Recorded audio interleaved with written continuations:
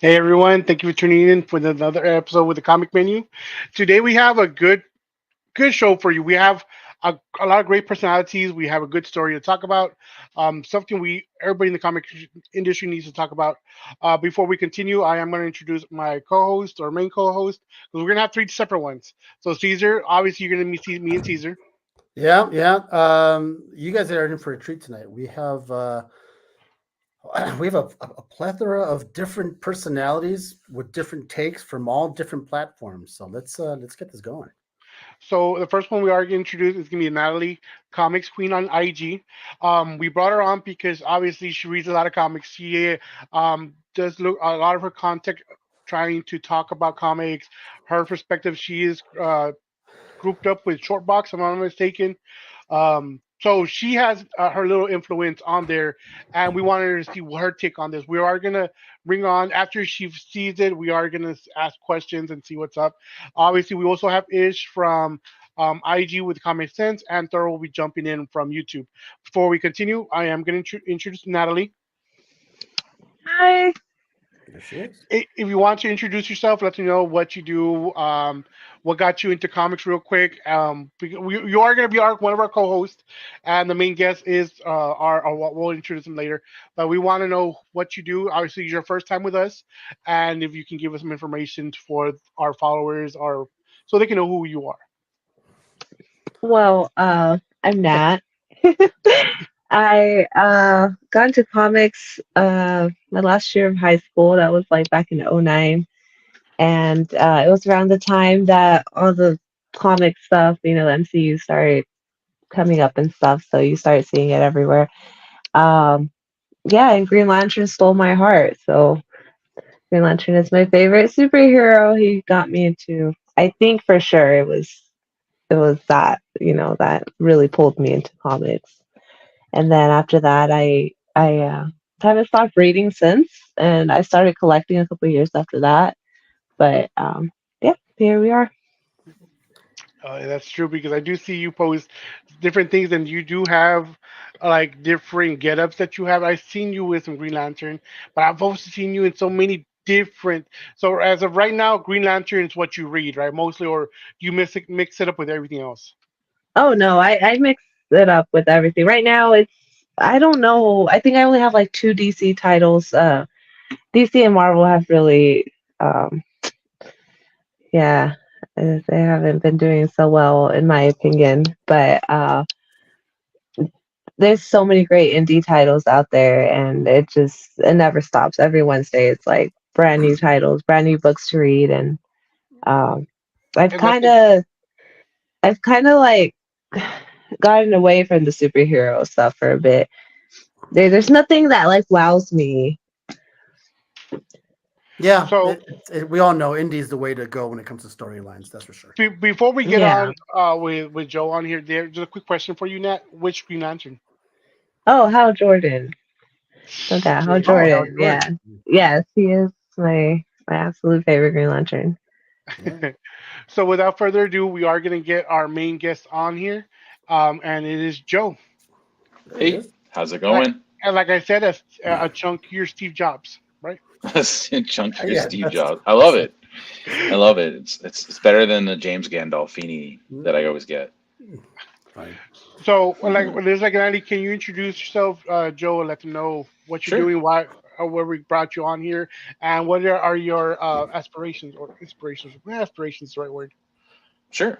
So I'm Joe. I am the owner of a video production company called Driven Films, and we are actually producing a documentary called Surviving Comics, and it is about basically the survival of the industry, but also this about how the shop owners survive, and also how the medium itself is going to survive. And yeah, and I've been reading comic books just pretty much my whole entire life, and a huge Batman fan. Sorry, it's cliche, but I read just about anything. If it's I guess if it's a good story with good art, and I'll read it and The collect it. so you are also you're both are collectors, right? Nat Yes. and, Hmm. and Joe, right? And if I was to ask you, what's the majority of stuff in your collection? Is it Marvel, DC, or indie? Ladies first. Uh, I like how you're looking up to see. Probably DC. Right. Probably DC. Yeah. Same. Yeah, DC. Yeah. It's a runaway. It's actually like I've seen my stats on CLZ, and it's like, oh, it's like 70% DC, and Sure. that's mostly Batman. So, Yeah, Batman is he's a favorite. All right, yeah. cool. So we are gonna. So everybody that's here is about a few of them on. We are gonna show the clip. This be Natalie. It'll be her first time. I think Caesar's first time. I don't know. No, I've seen it You, before. Yeah. okay. So we want to present at the stage and play this.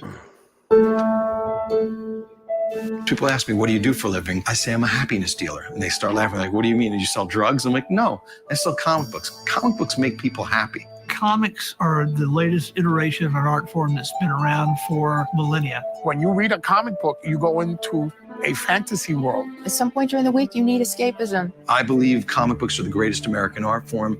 I'd put it up there against anything. You can walk into a comic book shop any day of the week and find something in common with somebody that you have nothing else in common with. It's important that we let people know comics is a thriving art form. There's so many factors going against comic shops these days that I think there's going to be 200 or 300 less shops next year. Keeping a comic book store around is a measure of success. The outside world is not always appreciative of what it takes. It's a very difficult business to keep afloat. You will have to be resilient and flexible. It's adapt or die. That is what we do. It can be draining. When a customer asks me, what's this book about? I've got about 25 words to sell that customer on that book. We have to sell the idea of comic books to them. You can unload these boxes, you can put the comic books on the shelf, but they're not going to sell themselves. In today's world, our number one competitor is actually online retailing. Why am I going to buy the same product from your store marked up when I can get it online for cheaper? Sometimes people don't really understand the type of money that's spent on comic books. When you started seeing the first $1 million plus sales, people started thinking, there must really be something here. We've done like 30,000 in sales in 4 hours, which is kind of crazy when you think about it. Increased value brings increased respect in our society. Not everybody's in it for the money, but it's also really nice when you can buy something for one price and sell it for a higher price later on. It's kind of the American way. I think it is vital for the industry that the comic shop survives and thrives. If comic books were to disappear, That would be what you considered a doomsday scenario. I don't even like to think about the idea that there wouldn't be a comic book shop. That hurts me. Every business has a lifespan. We're not going to be around forever. Nobody is. That's really going to be up to the people. Marvel and DC just don't care. It's just all about the bigger corporations that own them and putting money in stockholders' pockets. Every big corporation has an agenda, and it just depends on what side of the agenda the comic book industry lands. It's getting a little scary, and we don't know what the future of the industry holds. We're just surviving and doing what we can to make the best of what we got in an ever-changing comic industry.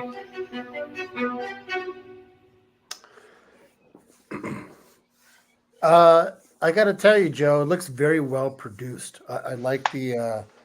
It's pretty good. I can see, and when it does get finished, it's gonna be a pretty nice hit among the community because it's a topic that people love to. It's a hot topic. Yeah, to say the least. The fear of losing comic book shops, and we have seen.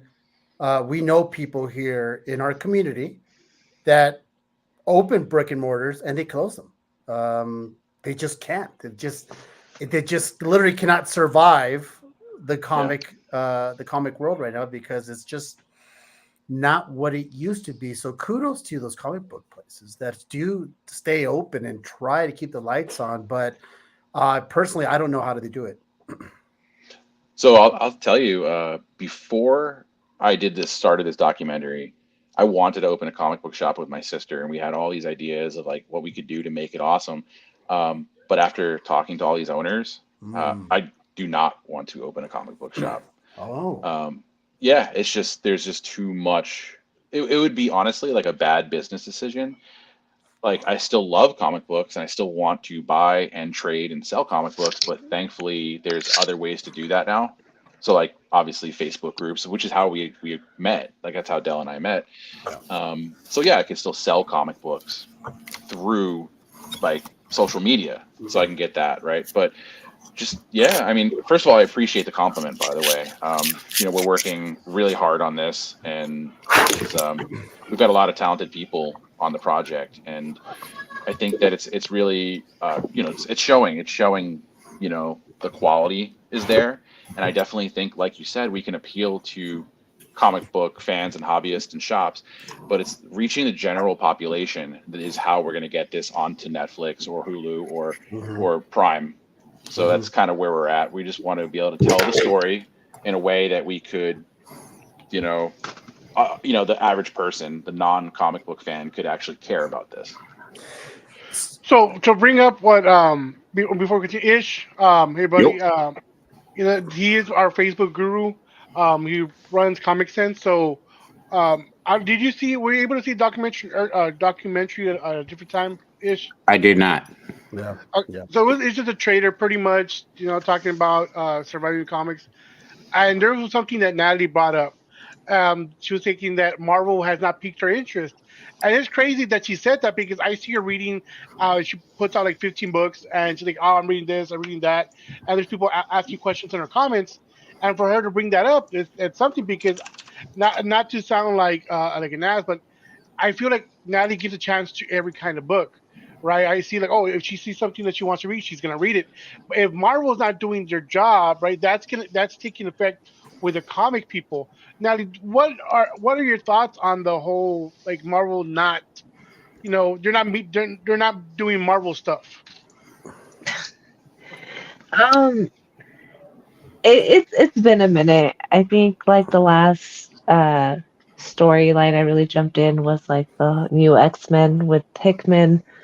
Um, but after that, it spread out like so much that I it was just really hard to keep up. And I've tried to start new series here and there, like the Doctor Strange one, and they do put out good stories. It's nothing that like wows me enough to want to keep these titles in my pull list. You Right. know? Right. Is there how can I put this? Is there certain styles of stories that really do grab you? What are the ones? And I'm going to probably say it's probably going to be indie, right? Is it the mystery? Is it the crime? Is it the drama? Is there a certain type of I mystery book? I mean, I like every kind of storyline, but I think I'm more drawn to sci-fi for sure. Okay. So any sort of cosmic, sci-fi story. Someone asked earlier, Pete actually, he asked, where can we watch this? And well, this is the whole point. this is the whole point, Pete, is that it has yet to be finished, and my buddy Joe needs some help with the what are you doing, Joe? Indiegogo, or is that what it is? Yeah, we're doing Indiegogo to start, and the campaign launches early January. We haven't picked an exact date yet, but we're looking like the first week of January. But in terms of like when you could watch it, like as long as we get funded, and one way or another, it'll be winter of 2024, unless we have some delays, of course. Like you guys know how movies and TV shows get delayed, but yeah, that's where we're at. So and look, Ish is a seller, but he's an online seller. What are your thoughts as like are you having issues with selling Ish, or what are some difficulties that you're challenging, because it's different from a brick and mortar, right, and somebody that sells online? So what was the reason? What would you prefer? Are you good where you're at, or would you ever want to open up a comic shop? Never. Never. I would never want the overhead. I don't think it's necessary in the 21st century with social media and the followings that you can garner on social media. I just don't think it's necessary to have a brick and mortar. Obviously, I'm in a specific niche, right? Like I'm not selling every issue of Batman. You're not going to have every issue of your favorite comic book. You should go to your local comic shop for that. I just do spec books, first appearances, number one. So I have a very small sample size that I order from. I'm ordering from every week. So for me, it's a little different. But I think there's going to be. I think Joe kind of answered his. I think people when they watch the documentary, they might have that. I wanted to open up a brick and mortar, but after I saw the documentary, I am now thinking I don't want to open brick and mortar. And it could do the opposite effect of, well, screw the system. I'm going to open it anyways, and I'm going to prove that comic book stores can stay open. And I will make sure, hell and high water, that it will stay open. So it all depends on the personality who is watching the documentary and how it will affect them if they are thinking about going to that medium. It's weird. It's weird to think about it. It could either persuade you to go, no, F that. After watching that documentary, it's a nightmare. Or I'm going to do it and I'm going to prove others wrong. Ish has a point. Do we need a brick and mortar in this day and age where, you could do it online and that's the way to go? But people love the nostalgia of walking into a store, picking up what you're going to buy, sifting through it, looking at it, smelling it, all the stuff that makes you want to go, I want this and I want it now. Caesar, how come Can you I? say that? Yes, go ahead, Eddie. I No, I actually was was gonna say if I could jump in on this because I don't know if you know, but my comic shop closed this year in back in August. And it was such a sad thing for me because we hadn't had a comic shop in years. Like since I started reading and collecting, I started ordering from Midtown. So that's what I would do. I would order everything online. Um, Finally, someone stepped up, opened up a comic shop, and then a year later, they got a new owner. And that was, it survived quite a bit until this year. I want to say like a good 5 years. But this year, he announced he was going to close. And um, I saw everything he was dealing with because I was there every week. I would help him, put out videos and be like, what new books are coming in, and that's the thing with comic shops. It's like you need if you're gonna have a comic shop, you need readers. Like you need people buying these books and reading them. And now that I don't have a comic shop, I try to go back online and get my pull there, and it's just really tough because all I want to do is support comic shops. And that's what I did. Like I now have my pull with a comic shop in the East Coast, but it's really different because I can't walk in now. I don't have the option to walk into my shop anymore, like I used to, and it's a really sad thing. Like I really miss going in on Tuesdays and seeing what books came out and being able to read them and touch them, and it Can I jump in real really, quick? yeah. Oh, I'm sorry. I didn't want to. Really quick though. I just wanted to speak to something Caesar said, and actually something you said, Natalie. First of all, shout out to everybody that's in the room. Y'all know what y'all need to do, right? Y'all need to press the button. Y'all need to share it up because it's gonna be some fire drop tonight. We got a fire panel. Del, Caesar, they got me up in the room. I'm loving it. Shout out to Kevin Delgado. Shout out to Ian from Comic Sense. Shout out to Peter Maresca. Shout out to everyone that's in the room. Just wanted to say real quick, to something that you said, Caesar. So actually, my point wasn't that there isn't a need for comic shops. Everybody at Comic Sense, all of us at Comic Sense, we keep a pull list with a local comic shop because we really support local. The one thing that's important to me, I'm passionate about kids reading books. Kids don't go online and buy books. They generally walk into comic shops or get books off of a rack. That's generally their experience. They get it from their parents and they walk into a shop. You're not going to find them in a Facebook group or an Instagram group buying comics on a live stream. So to that end, I think local comic shops are very, very important. My experience, I worked in several local comic shops, so I wanted to open a brick and mortar. But by working in comic shops, shout out to Gutter Pop, shout out to Central Comics, Legacy 3D, working in these comic shops. One of the things I noticed was a struggle was obviously ordering for a comic shop is different than ordering online, right? When you have walk-in traffic that you have to account for, people have pull lists, and there's a science to it, right? You have to account per square inch per wattage of light, right? Like how much electricity, how much rent are you paying to store books per square inch, because essentially in a comic shop, you're just storing boxes of paper, hoping somebody comes in to buy them at some point in time or another. If you don't have, say, a pull list, if you don't have a regular customer base, it's really hard to order comics for a comic shop because you have to gauge the temperature of your customers, and that changes week to week. Do you get 100 copies of the newest issue of Amazing Spider-Man with the Disney cover? Are 100 people going to buy that book?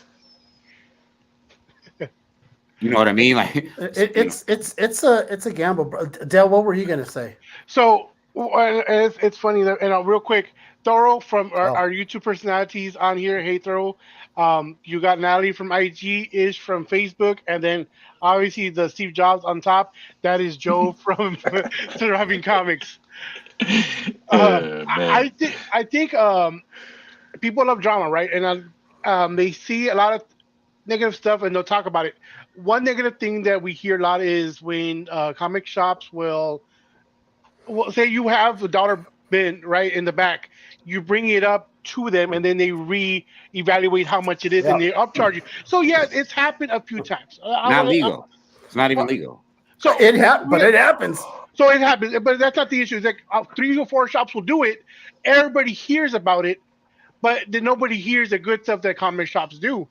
And I think the negativity travels faster than what it should. Like there's a microscope on what the backs of the comic shops does, instead of like showing, hey, my kid got a new book and they've never had a comic, but this comic shop gave it to them for free. Stuff like that. We should bring that up more often. But we always focus on, that comic shop did this to me and did that to me. I do have a question for Joe, but before that, Thoro, you're new here. I know you saw it. I've shown it on your podcast. What are your thoughts on the documentary or the trailer as of now?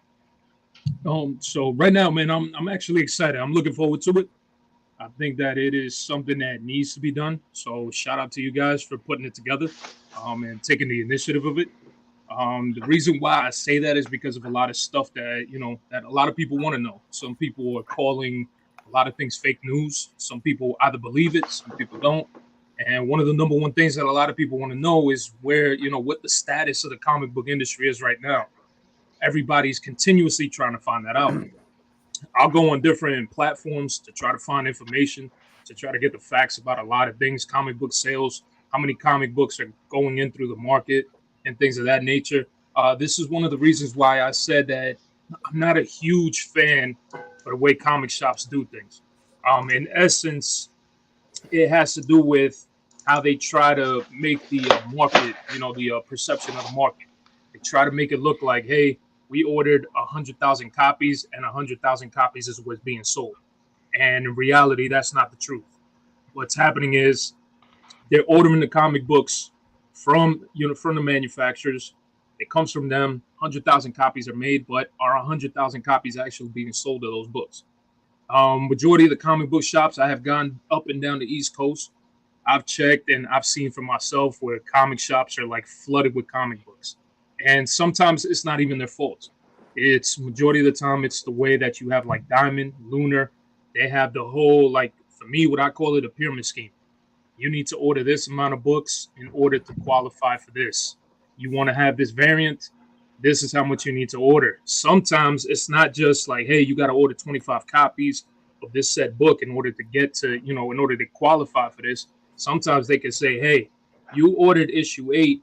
We needed you to order 50 copies of issue 7 in order for you to qualify for that 1 in 25 for issue 8. So it's a lot going on, a lot of questions that are being left unanswered. A lot of people don't realize the volatility around comic books as a whole when it comes to comic shops. I was involved with a comic shop. Oh, wow. So the problem is, with what Thoro was saying, I kind of agree with. The problem is especially if you have a brick and mortar, the problem is if you're not Midtown, one of these major comic shops, you're not going to sell 100 issues of a given book. It's not viable for you to order the 1 in 100, or 1 in 200, or 1 in 500. You look at, let's say, that Venom number 35 that came out in 2021. It had 13 covers. It was $9 a book. Had a 1 in 500. It's just not viable for a comic shop to order $2,500 is their cost to get 500 copies of that book. They're not going to sell 500 copies of that book. Yeah. That book, well, because of the nature of that book, it was actually a good book. Dylan Brock Becomes Venom. But if it were any other book at that price point, that's a book you'll find in dollar bins. They're going to eat that cost. Right, and it's right. $2,500. You can kind of gauge the walk-in traffic of your local comic shop over a course of a week. I mean, I've done it on live streams, right? I've ordered 200 copies of Batman and sold through them on a live stream. But that was more than all the local comic shops in my city sold in 2 weeks. It's definitely one of those things that makes you go, well, that's where the jokes of why buy it? It's going to end up in the dollar bin in a couple weeks anyways. So why? And that's those things that gives the comic book comic book shops a bad name. Dale's right.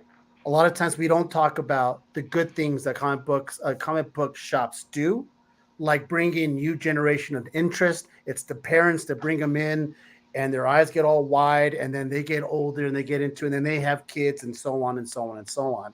But now that shops are closing down, it's getting really hard to try to get that kid to come in because there's also now with this technology of age, there's so many other things to do. So, Thoro, go ahead and finish your thought before I ask my question with Joe. Yeah, no, that was pretty much the scheme of it, man. It sucks because that's literally what's the downfall of comic shops. They have so much surplus, bro. It's not even them putting them up for $1 in their own comic shops. What happens is, for example, like in my area where I live in Pennsylvania now, you have Second and Charles. They actually go from there because they can't sell it, and they go to Second and Charles and pass everything down that they've already owned, try to get whatever that they can from it, which is absolutely nothing. They're taking a big L on it. And as soon as you go to see it again, it's for me, there's incentives as a consumer, right? If I go into a shop, why the hell would I buy any of your comic books at all if I know it's going to end up at Second and Charles for $1? Or like my man just said right now, it ends up in a dollar bin, a couple months from now because they can't sell them on the wall. And all you see is just floods of comics literally just coming off the shelf. And majority of it, like, I also, have always pointed this out. Writing in comic books is horrendous. As much as people would want to say that it's great and this, I could understand if you're a fanboy and a fangirl of material. But at the same time, it's like, let's be honest. A lot of the stuff that's coming out right now is complete garbage. There has not been anything of quality. It's more about quantity. And you know what else doesn't help out? It's the fact that a lot of us as collectors, we have come to that pivotal point where a lot of us, majority of us don't read. Some of us actually just go buy a comic book and we're like, you know what? This book has a great freaking cover. That's all I'm buying it for. I'm guilty of it. I've done it. I'm not going to sit here and say I've never done it. But that's how collectors are right now. Collectors are not, nobody's really reading. And I mean, in all honesty, there's a few titles where, like for me, for Marvel, Ghost Rider being pretty much the top freaking book to read right now for Marvel, including Incredible Hulk. Over God? Which one? Incredible Hulk's awesome, but Incredible Hulk is really good, man. Yeah, I gotta check it out. Yeah. The nerds are talking out of nowhere. Yeah, I just want to say something real quick. This is where I sit back because you guys are talking about reading. You said something. You said something, Thoro, and I just want to say something. My Comic Sense community who's watching, y'all know what I'm going to say. Because I read, because I spec, and I believe that is a big part of being able to spec is reading. And y'all know what I'm going to say. If you are only using King Collector for spec, it isn't spec, it's disrespect. Go ahead, man. So Joe, I mean, I have to go back to the original because you are directing this. What made you start the documentary? Like, what was the idea behind it? Like, did you see like, oh, your local comic shop, so you stopped seeing them, you started wanting to bring the documentary? What was your thoughts on this? So first of all, there's a lot to digest with everything that was just said, and I'm like reading all the comments and I'm listening to everything, and like everything that everyone is saying in the comments, it's a big problem. It's not just one thing that's causing the comic book industry or the comic book shops to close down. It's just everything compounding and causing a big problem. And we've heard this all, everything. We've heard this from all the shop owners that we've talked to, and we've talked to shop owners, big and small, some of the biggest comic book shops, you know, in the country, some of the oldest comic book shops in the country. And one shop owner, and this is something that Thoro just brought up in a way, was like all these books being ordered, right? One of the best pieces of advice that I heard was from Cliff Biggers, the owner of Dr. No's Comics and Games. And he's old school guy. He said, order a mile wide and an inch deep. So you're ordering a lot of titles, but you're only ordering a small stack. Because guess what? If that book takes off, you could order more. Like, people don't think that you could order, like when Gargoyle of Gotham sold out in the first day recently. Amazing book, by the way. Everyone was able to get more copies because you could order more. This isn't like, they're not, not printing them. They're ready to go. They're sitting there in warehouses ready to go. And no matter what anyone tells you, all these books, they're not like, scarce. Let's put it that way. So I guess I do want to go back to your question. Del, if you just mind asking that again. I just wanted to kind of catch up on everything. Actually, I have another question for everybody afterwards. So once you're ready, Joe, and it's Sure. including you. My first question was, what made you bring this documentary up? Like, why was your? Like, I'm gonna try and I'll open up here. So 2022 business was incredibly busy. We had an incredible year for my production company, and nearly tripled our sales goal. But around the end of last year, things just fell out, right? We had a month where we made $0, which was absolutely crazy. So then things just started getting even worse the beginning of 23. So I'm not the type to sit on my hands and cry and wonder why things are going bad. When COVID happened and no one was working, I started a YouTube channel. Shout out to Pete. So basically, I just wanted to do something, right? So I was like, what can I do that I'm passionate about? Well, filmmaking, documentaries, and comic books. So it was either comic books or something motorsports related. So that's where it came about. It just kind of came about as something to keep me busy, and also something that would push me as a director to just make something amazing. And anything I do, I just always try and go for the highest level, right? So that's what we're doing. And yeah, I mean, it just evolved. It went from being something like, I want to celebrate comic book shop owners and comic book shops as a place that's like, we all love it, right? But then you find out as a documentary filmmaker, like, you find that you learn things and you experience things like, holy shit. Can I curse, by the way? Yeah, of course. Like, holy shit, like this industry is not in as good of a place as I thought. Like, I'm an outsider. I've never, up until recently, I've never sold a comic book. I've always bought, right? And I'm just like thinking everything's all good, and then I just start talking to these owners, and they're like, yeah, things aren't that great. I'm like, oh, that's a story that we want to tell. And I think that's where we're at. Yeah. So Surviving Comics is a story about comic shops and their success or lack thereof. So it's originally we had no title. So Surviving Comics basically just, it sums it up is what sums it up best is the shop owners, the creators, and the industry are surviving. Basically, I think if you were to check out the trailer, it would help quite a bit. But basically, it's like, yeah, it's about like the survival of the industry. That's interesting because I think the industry is thriving. I think there are components of the industry that not so much. Yeah, and I think it's more so about the owners. So it's like, well, what's an owner doing? They're surviving. You're surviving comics, right? You just like you survive a car crash, right? Or you survive a cruise ship sinking or something, right? You're surviving that experience, and that's what the shop owners are doing. They're surviving comics. It's interesting that you were saying, Thoreau, that a lot of stories nowadays, and the reason why I bring this up because Nat was saying that there's a lot of times she doesn't read the big books, and certain things are not grabbing her, and I think that's what you're talking about. It's kind of like a lot of stuff now is either very generic, it doesn't grab you, doesn't want to make you want to go pick up the next issue, or it's getting to the point where you're picking it up because you just want to know where it's going, right? It's like at this point I'm already invested, so I might as well I got to pick up the next issue.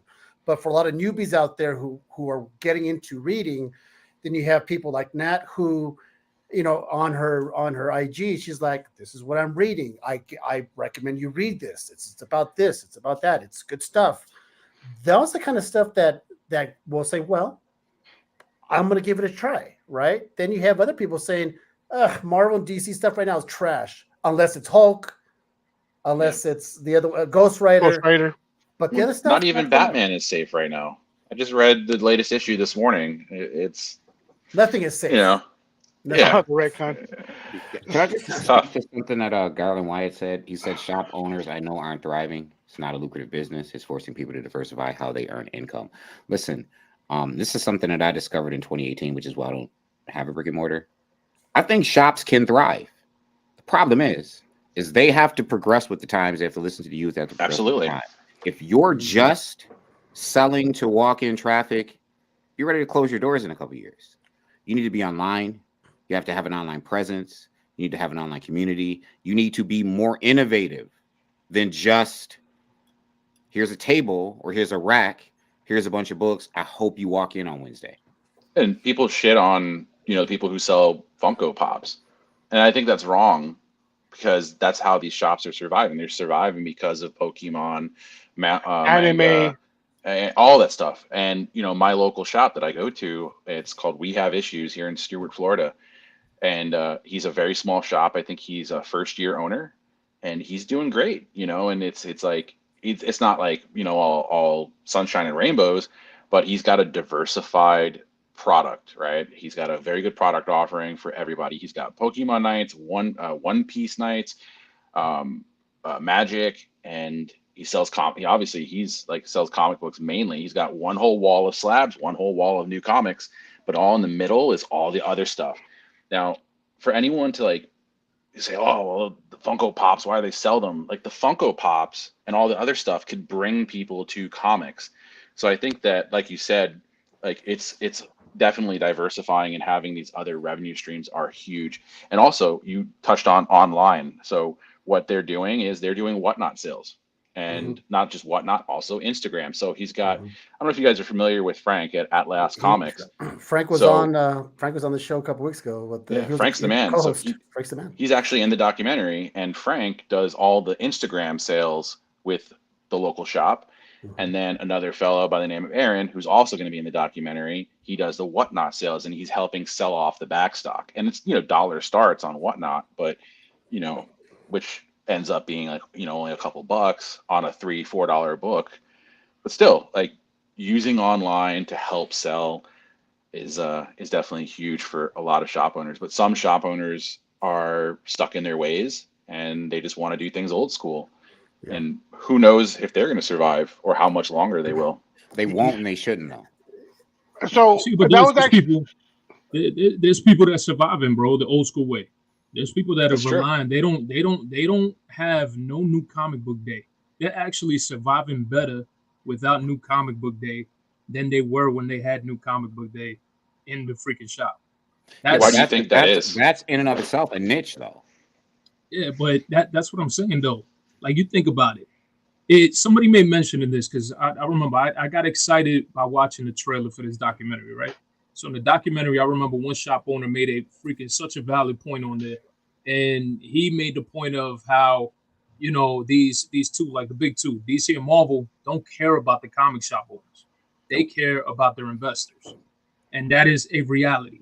That is not no lie. A lot of folks are always going to say that comic books are thriving. Comic books are not thriving right now. And I know this for a fact because like I said, I've traveled up and down the East Coast, going to a lot of different comic shops. I used to talk to a lot of people in the comic shops, and I used to ask them, hey, how's your shop doing? What is it that you're changing? Is there anything that's becoming better for you? The number one complaint has always been like, yo, the amount that, the books that people want, what happens is people don't realize what it takes to get like a 1 in 100, for example. Their mentality is, hey, I'm going to pay cover price for that, right? Even though it's a 1 in 100. So when a shop owner, buys it for them, orders it for them, should I say, they end up ordering that 1 in 100, put themselves in a freaking, freaking just buried in 100 books. And now all of a sudden, when they tell them, hey, this is how much this 1 in 100 is, the people kind of get hit with reality. They get smacked in the face, and now they're like, oh, I thought it was cover price. That's what I wanted. They're like, no, you know how much it took for us to try to order these 1 in 100s. And that's what's happening, bro. It's not the comic shop owners. I don't blame any one of them, because I know a lot of people want to blame the comic shop owners. It doesn't have nothing to do with them. It's what they're doing, the industry itself. The industry itself is not doing anything to promote any of these shops. The latest one that I got pissed off about was when they had, like, for example, Greg Capullo. Freaking love him as an artist. Great freaking guy. I've met him plenty of times at different cons. Yeah, they did that. Love him too. Yeah, they did that freaking Wolverine cover that was supposed to be a one per store, and that was their way of saying this is how we're gonna ignite sales for a comic shop. How the hell you gonna ignite with one damn comic book, bro, the sales of comic shops? This is one of the reasons why you could go ahead and bring manga into the talk. Manga is outselling comic books freaking 10-1, bro. Like that is, and the data is out there. I'll go and check the data on sales. Freaking DC, Marvel, those are the big two. They don't even make it in the top 20 when it comes to sales of books. Manga does. Everything is always a manga title. And when it comes to manga, the reason why a lot of that stuff works is because these people are writing actually about the characters. They're not doing, there's this guy named Glenn from Comic Book Palace. I'm sure everybody is watching this, making its rounds right now. Everybody. Donnie Cates is in hot water right now because he just freaking said a whole bunch of dumb shit right now. And freaking Mark Miller, he came out in defense of the guy Glenn, the owner. I watched the Comic Book Palace on YouTube. Awesome freaking show. I like him. He's a real freaking owner, an owner that honestly 100%, there's people that are not going to like what he says because he's speaking the truth. They asked him about writers. He went ahead and he said, yeah, writers are just lazy. You know what it is nowadays? Writers come in because they want to make a name for themselves instead of actually writing and doing what they're being paid for. What they'd rather do is they'd rather take a character for like Steve Rogers or Iron Man or anybody and make it about themselves versus actually writing about Tony Stark and Steve Rogers. And that's what's killing a lot of this comic book industry. And this is how I always differentiate, because I'm a big collector of manga. When I read manga and what I read compared to comic books, you always see them always sticking to the source material on these characters, and that's what keeps them freaking always hit, even to the younger crew. So now when you see comic books, bro, absolutely nobody could give a damn about these characters, because 1 second they want to turn one character from what they originally were, and all of a sudden they want to change them to something else. And it's like, when the hell did that happen? I could see if you would decide to change a superhero from being a superhero into villain or whatever the case, but to change their whole being, who they were, and just to freaking, I get it, keeping up with the times and everything like that. You could do that and keep freaking, and just keep down to the core with these characters. They don't do that anymore. They just freaking push that out the door.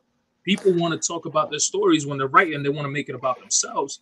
And this is the same thing this guy Glenn said, the owner of Comic Book Palace. And he got so much shit for it right now that everybody and their mother is going after him in reference to that.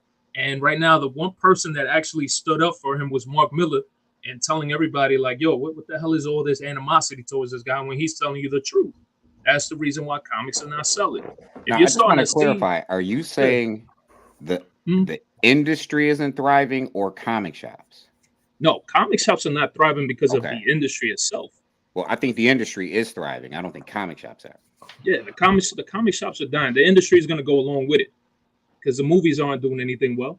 They're not doing anything that's keeping anybody's attention. Well, over time, that's stuff. But are we defining the industry by new comic books or by comic books and by comics impact? By comic books as a whole, bro. Do you still see people 20, 30 years from now, especially these kids right now who don't even have zero interest in comic books, and they'd rather prefer to read manga before they read comic books? Do I still see people buying new comics or comics? No.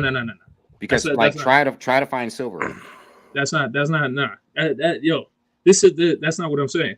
What I'm saying is you were just saying it before, right? Mm-hmm. They got to keep up with the times, right? Mm-hmm. So a lot of people, you'll see people that I know. I've been in this since I was 12 years old. I'm 40 years old now. Mm-hmm. I've been watching how everything breaks down. It was sort of the same thing what happened with like Miles Morales, right? Look how big and impactful Miles Morales is right now. When he first came out, you know how many people hated his guts and they said nobody is ever going to be Spider-Man because they're not Peter Parker. I just did a And rant when about that it on happened, Instagram. yeah. Just did a Well, rant. Caesar yeah, knows he asked me about it. Just did a yeah, rant about Miles Morales about people yeah. telling people not to buy that book. And Matthew Cole, yes, if you don't have kids in this, bro, there is no future for this anymore. You're not gonna have anything. Like everybody's talking about the baby boomers right now. Everybody right now is on what the baby boomers are gonna leave behind. Whatever the baby boomers leave behind, it's gonna be myself, you, everybody here on this panel right now that are gonna still be interested. But what about I have 2 daughters? I have a 3 and a 5-year-old.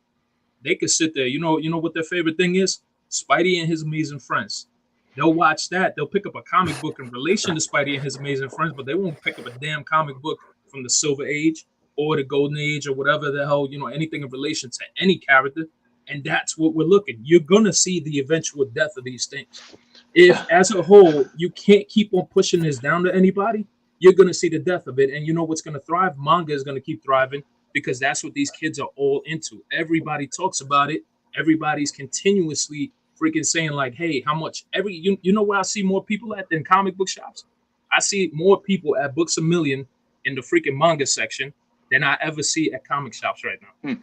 So that's very freaking telling right now how this just as a whole everything's starting to break down. So two things. This is one of the reasons why Joe is also doing this this documentary is where will comics be in 100 years, right? Is it going to be is comics going to be surviving within 100 years? We do not know yet. The other thing is I wanted to ask Nat, what are your thoughts on the whole manga thing and what you've been hearing so far? Okay, so I have 3 kids, right? And I don't agree with, I understand that manga is probably like a big thing, but I've tried pushing comics on my kids since they were born, and of course they're gonna not want to read them because their mom's into them. But something I have noticed is that they're still surrounded by superheroes. They still grew up with the MCU, especially my oldest. He's 11, and he knows these characters. And half of my collection is going to my children. Like, well, okay, I guess all of my collection. But I don't want to think about that. But you put the other half. You put the other half in their casket, or what? But it reached a point though when I was like, you know what, these books are going to my children, and they know it. Like they reach an age where they're like, I know so and so, or they start asking me questions, or they even watch like the shows with me, like my oldest.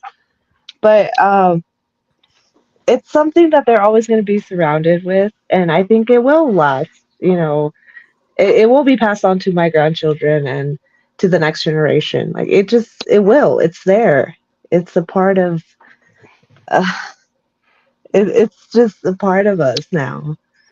So with that being said, there's manga, right, and there's comics. There's 2 different, but there's also these comics where they introduce the first appearance of My Hero Academia.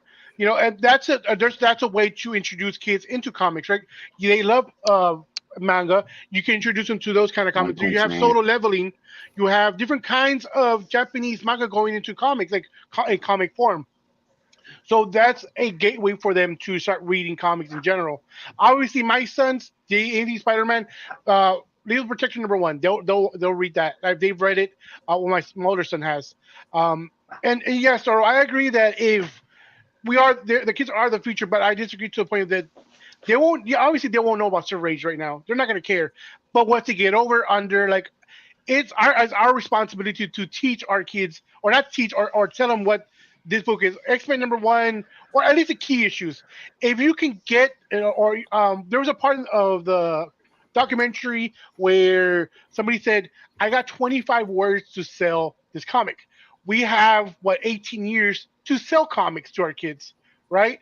I mean, if us as parents wanted to continue to thrive, teach them about, okay, look, don't go for this book because of the pretty cover.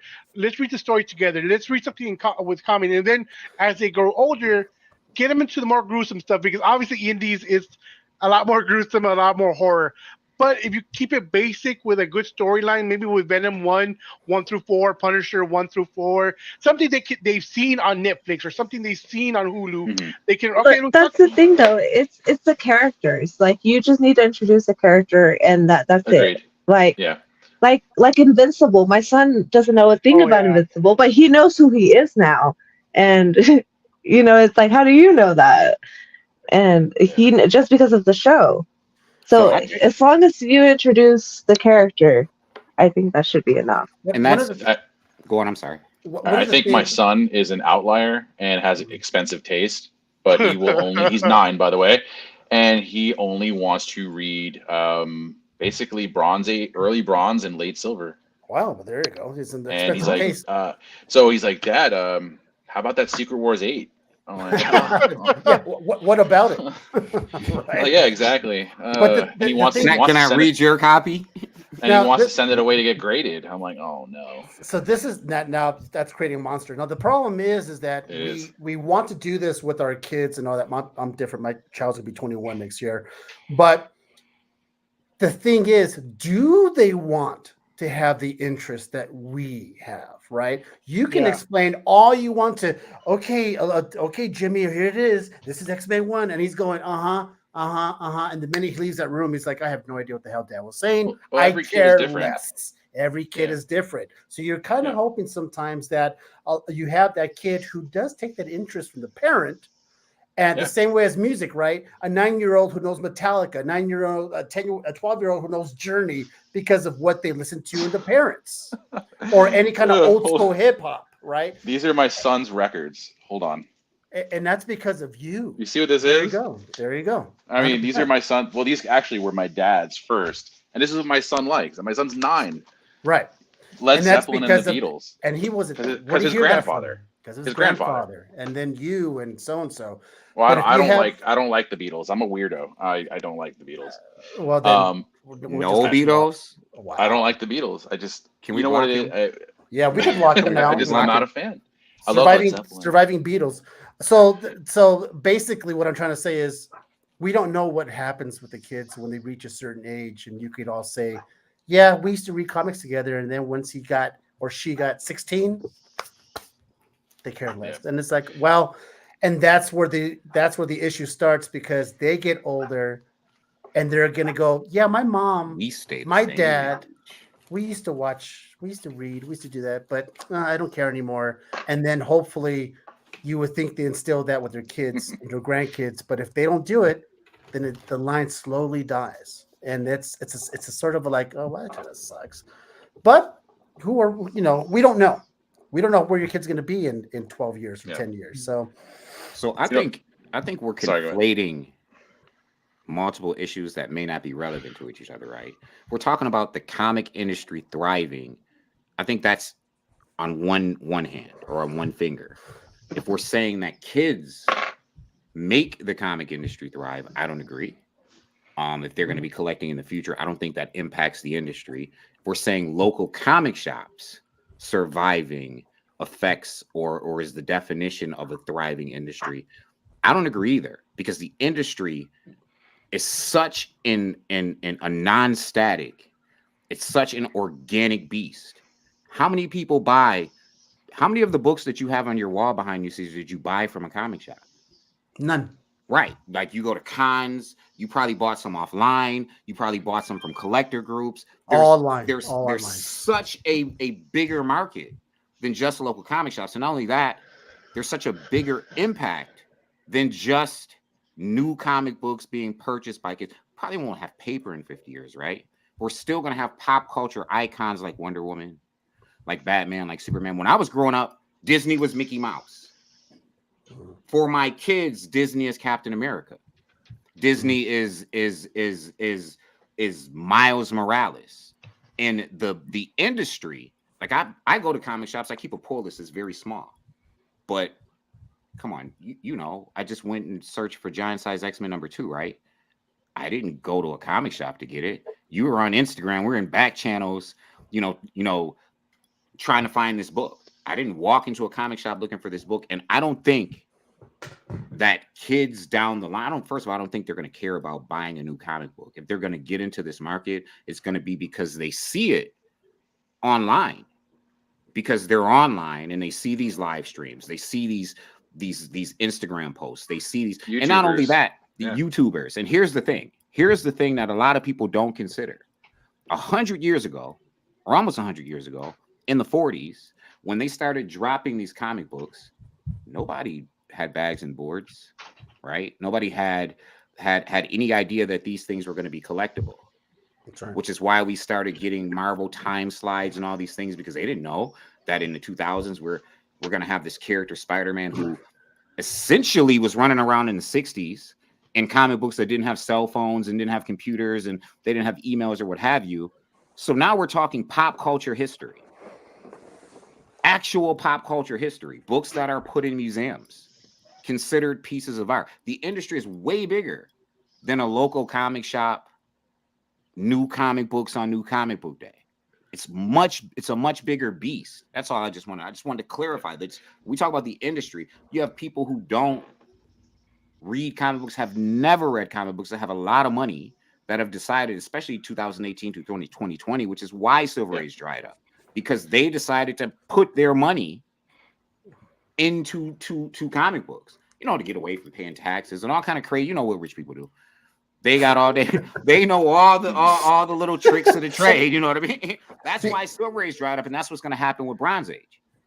Same thing's going to happen with Bronze Copper. Slowly, Bronze has become It's a new Silver Age. Yeah, it's a new. I just wanted to clarify, because I do agree that there are components of the comic industry that is not thriving and is going to go away. Like, paper is going to be gone.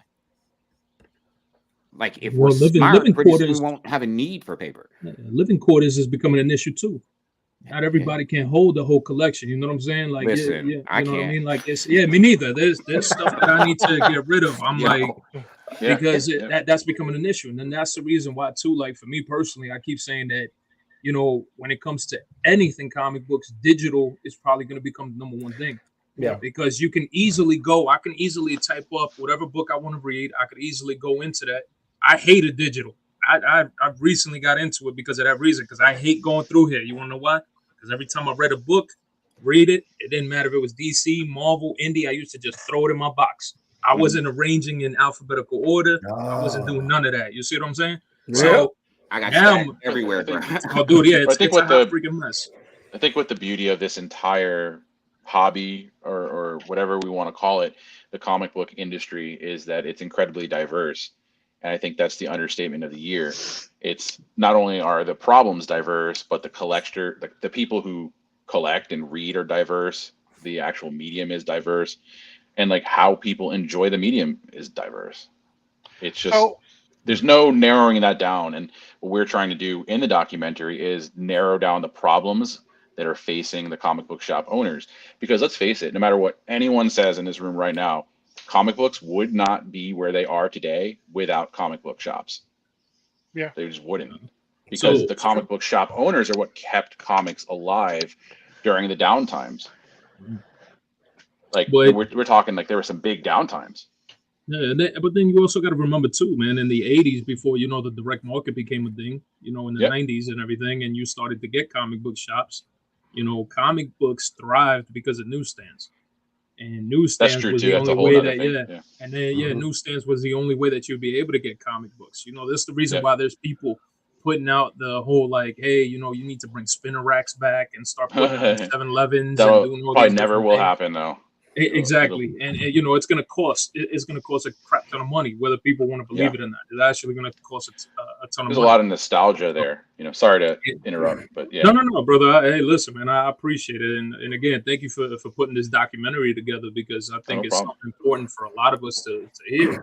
And one of the other things I want to actually pose a question to Issue X, man. It's a pleasure meeting you, brother. You as well, man. And sharing the table here. If you don't mind me asking, what grade is that giant size X-Men that you have back there? Oh, funny you ask. It's a 9.2. Okay. So I got a question. So I got a question for you. If you don't mind answering it. I don't mind. How much did you pay for it? For this? Yes. 56.65. Yeah, 56.65. So here's another just thing. Got it. All right. So the guy had it. Caesar tell you, because Caesar was working with me hard. Shout out to Caesar. Got to give you props, man, because Caesar, I put out I posted that I wanted to buy when I was in search of one, and Caesar got on it. He was all up in my inbox on Instagram, dropping me books. I didn't want to spend at a cap of $6K. I'm gonna just be forthright. At a $6,000 cap, I didn't want to spend more than that. I wanted higher than a 9.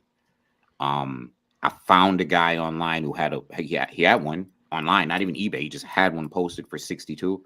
Sent him a message, told him, listen, I can give you 55. Yeah. He said, I'll do it for 55, but I want you to pay any fees. So it came to 56.65. Okay. That was. I was wondering where that number came from. Yeah, I got it like what, a week ago, a week and a half ago. I got it. So yeah, that's what's up, man. Congrats on that. That's a great book. That's my daughter's book. So here's the thing. In 20 or so years, you know that book for you believe that book is going to go up in price, right? 20 years from now. Sure. Would you make that assumption? Yep. All right. How many people 20 years from now, when kids right now are struggling where they can't even afford, and I'm talking about kids who are in their 20s and reaching their 30s who can't even afford to have Netflix, so they share the Netflix account with mom and dad. And they have a lot of things that they can't do. They can't even leave home because of how expensive things are. Who's going to be able to afford that book? Collectors. 20 years from now.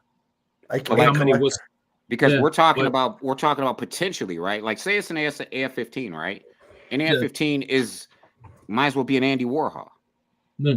It might as well be a Picasso. So if someone has it, it's not going to be a kid who buys it. It's not going to be me. It's going to be somebody who's buying art already. Right? Yeah, no, but that's what I'm saying. 20 years from now, these kids ain't going to be kids no more. They're going to be full-grown adults. Yeah. They're going to be someone who's going to be buying art already. I think someone will buy it. Okay. And what's the percentage of people that are going to be that are going to be able to afford that? I'm going to say a good 5%.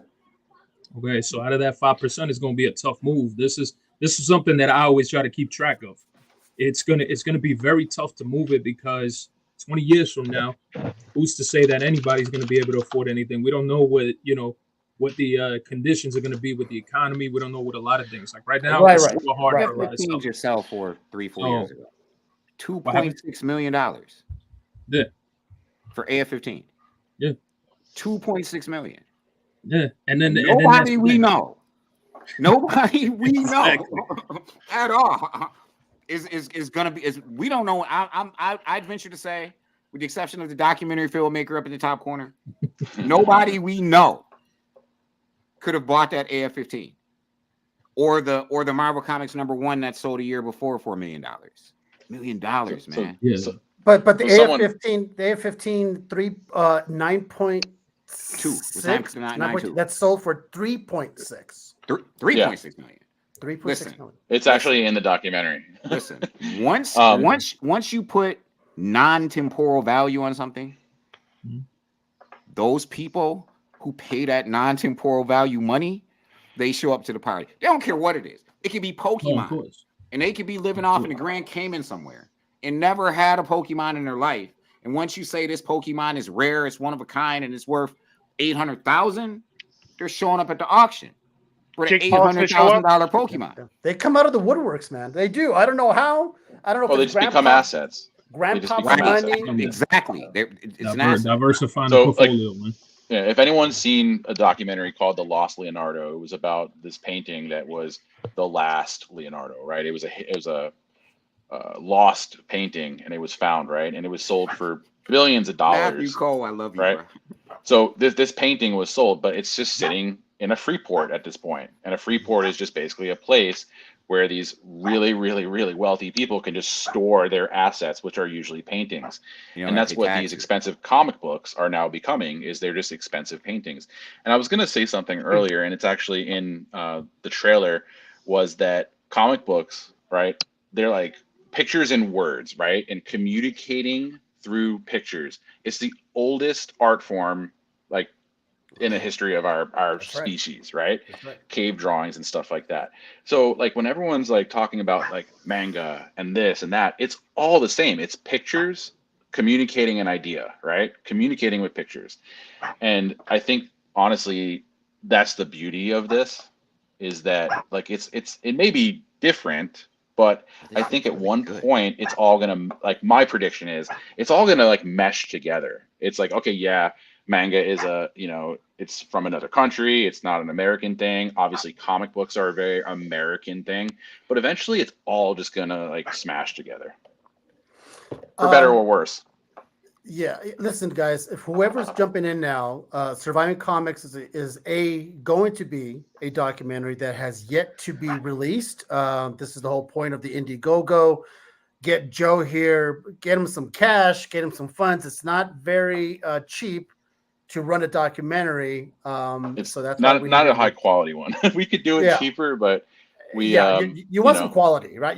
People are paying for yeah. quality, and we're trying to help this guy get some money. So down in the ticker down below is where you can go and all that good stuff. So to get more information, but if you have a chance, check out the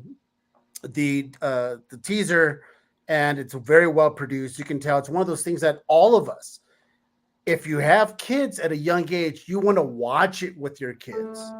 You know, you kind of want to watch this with your children to go, this is what's going on, Timmy. And this is name. you know, well, what am I going to say? Okay, this is what you have to Could go have on. said Joe. Okay, Jose. You know, there we go. And this is what's going on. Is we're going to sit here and watch this together. And you know what happens when you do that? Questions start to ask. As questions start to come up, and my piquing the interest.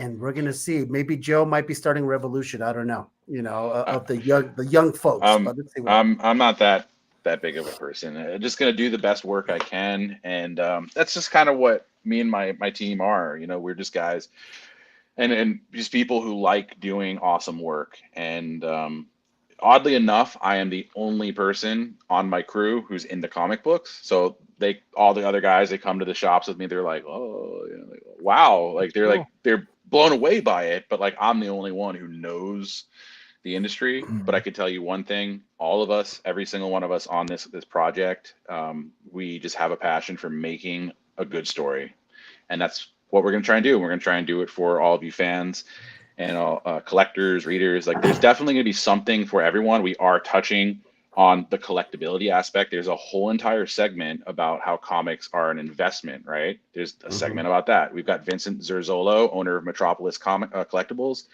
He's in there. We've got the oldest comic shop in Florida, which is A&M, not owner. Sorry, George. But A&M Comics. We've got St. Mark's Comics. Sorry? No, that's sideways. Okay. And then and then also St. Mark's Comics, the owner of St. Mark's. I don't know if anyone's ever been there. Amazing shop. But yeah, we're just taking the show on the road, and for us to finish this, we do need some funds, like Caesar said. And for us to do this at a high level, we just we need your support. And first of all, I really appreciate you guys all being a part of this and taking your time. Like, I'm honestly reading the comments, and like, we're gonna be using this as research, because like everyone, I think Matt Cole, like Jason Robinson, I'm reading all of your comments, and this is all going into our research document. So like, we're not done, and everything you guys are saying is helping us.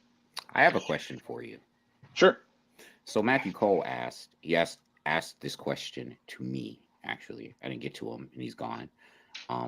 When I said kind of local comic shops are going to go away, he asked, well, then how do you get kids to read comics? And it's interesting because I don't have a definitive answer for that. I know for myself, I give a lot of my inventory away to kids. I personally think that kids, there are comics in libraries now, but I think comics should be in schools. I think you just have to do what you have to do to get them in the hands of children. But from your research and in working on this documentary, have you encountered anything or been enlightened, so to speak, on any ideas or any ways that you think going forward we can encourage kids to read comic books? Absolutely. So oddly enough, the first shop that we spoke to, and she's a former school teacher. You just said getting comics in schools. That's probably harder than you would think. Some schools are more loose with their rules than others, but she was told not to, right? And by the parents. So some of the parents were upset that they were bringing comic books. She was bringing comic books into the classroom.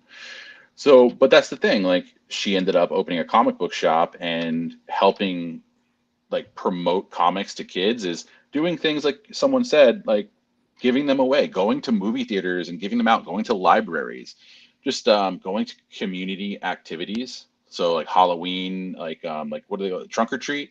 Like trunk or treats, like give away candy and comic books, just little things. A lot of people are sitting on backstock, right? And that backstock, someone said earlier as well. I'm sorry, I have so much information I'm digesting, but someone said earlier, it cost money to store this stuff. I think it was you said that. So, well, what are you going to do with that stuff? Well, you could try and offload it in dollar bins. You could try selling it or whatnot, but also you could give it away to kids. If it's obviously give it to kids and get them into the store. Also, another way to get kids into the store is diversifying your inventory and your sales offerings, selling the Funko Pops, selling the Pokemons. I take my son to the Pokemon night. He loves comics and Pokemon. So I take him to Pokemon nights on Sundays at the shop. We have issues here in Stewart. And there's other kids, they can't not see the comic books. It's a small shop, right? How could you miss them, right? So they start asking the shop owner, hey, who is this? What is this? So sometimes they buy comics, right? It may only be one comic, but it gets the ball rolling. So the things like the Funkos, the statues, the toys, the what else is there? I mean, there's so much more. I think the more stickers, everything, man, the more product there is. Okay, I'm sure that Marvel and DC are yeah, right? They're rubbing their hands together, all excited about this. But the more products that you could kind of show the kids, the more material, they may get into the comics. They may start reading the books. Because to me, I know that Nat's gone now, but I'm a big reader. I love reading the books. I love collecting the books too. I'll collect the stuff that I enjoy, right? And stuff that I I'll read stuff and then I'll buy. I read digital too sometimes. Then I'll buy the physical copies just because I want them in the box, just because I want to have them. Maybe I'll read them physical someday. But I will say I kind of lost my train of thought here, but it is nice. It is nice to be able to hold these things in our hands. And I think that even if it's just a couple of kids getting turned on to it, that's great. Another thing that we found from another very prominent shop owner, Cliff Biggers, I mentioned him earlier, is that the way you set your shop up, right? And just the way it's just a sales tactic, right? And it's just knowing psychology, knowing retail, right? And being in this industry for so long, he's been forever. The way you set the shop up really matters. You can only have a kid's attention for so long, right? So setting up your point of sales, your racks with all the kids stuff up front when they walk in the door, hit them with that so the kids see that and immediately, boom. Another thing we heard from, it's all very positive stuff, believe it or not. We haven't heard anything about kids don't read comics. We're talking long time shop owners who've owned shops for decades, right? Longer than some of us have been alive, right? Yeah. They say kids are reading comics more than ever at this moment. And they come in for maybe a toy, but they end up leaving because the parents may not want to buy the toys, but they'll buy books, right? Comic books. They'll buy something that they're reading. So yeah, I mean, that's kind of where we're at. Is I think that maybe our sample size isn't big enough, but if we're talking, 7 out of 8 comic shops owners that we've interviewed are saying that kids are buying books, I think that's a good sign.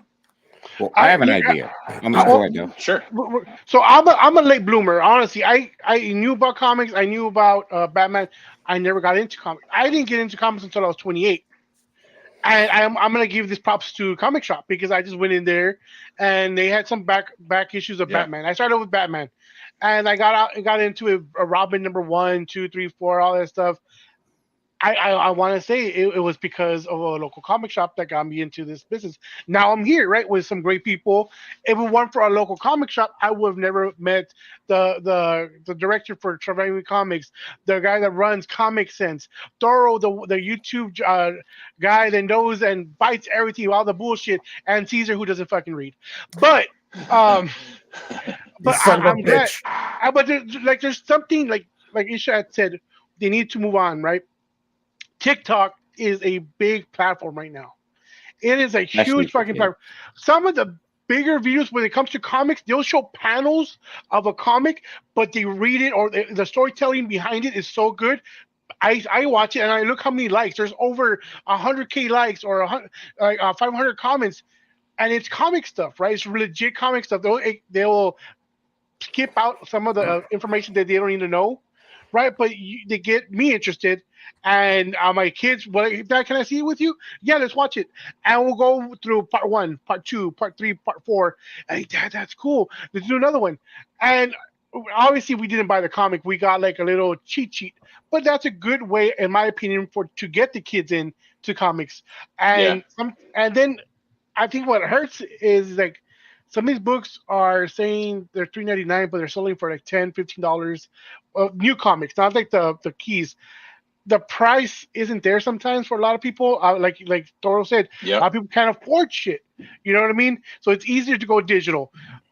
If there was like a way where Lunar and fucking Penguin doesn't like overcharge, I've heard so much shit about them. If there was a way where they can make a little money and we can make a little money, so we make sure the customers don't get all that excess amount, like they don't have to pay for a $30 exclusive. I promote that. I do it because that's my job. Jesus. But I do feel like if there was a way where they could just read cover A for the $2.99 like it was supposed to, then there will be a lot more people reading it because that's more affordable than 14 or what you see in certain shops. You know what's funny drawing. when you read this comment right here? Which one was it? Right here. The fact that's why the 12-cent comics are so desirable. To think that you could buy a piece of paper and get immersed in that world for 12 cents. And 12 now cents it's was getting a lot of money back in the day, bro. Hey man, Yeah, the inflation changed quite a bit. Listen, I now we're remember I going at paid $9. $6 for a comic book when I was a kid, and that was like, when I was a kid, $30 was like spending $100. Yeah. So when I bought a $6, I'm the oldest person in the panel. So when I bought a $6 comic book, Ish, you're older than me, Ish. You're the youngest from. I mean, I'm looking at you on my phone, but you're like the youngest. I don't know. I think we discussed this before. Are you? I'm 48. I wasn't. Oh, I'm okay. the oldest motherfucker. I'll take that crown. All right, I heard that you're like he's in his 50s. Say again. I think we discussed this before. Yeah. First of all, I just want to say, I wanted to speak to something that Surviving Comics said. But first of all, I want to shout out Thoro. I see you all over.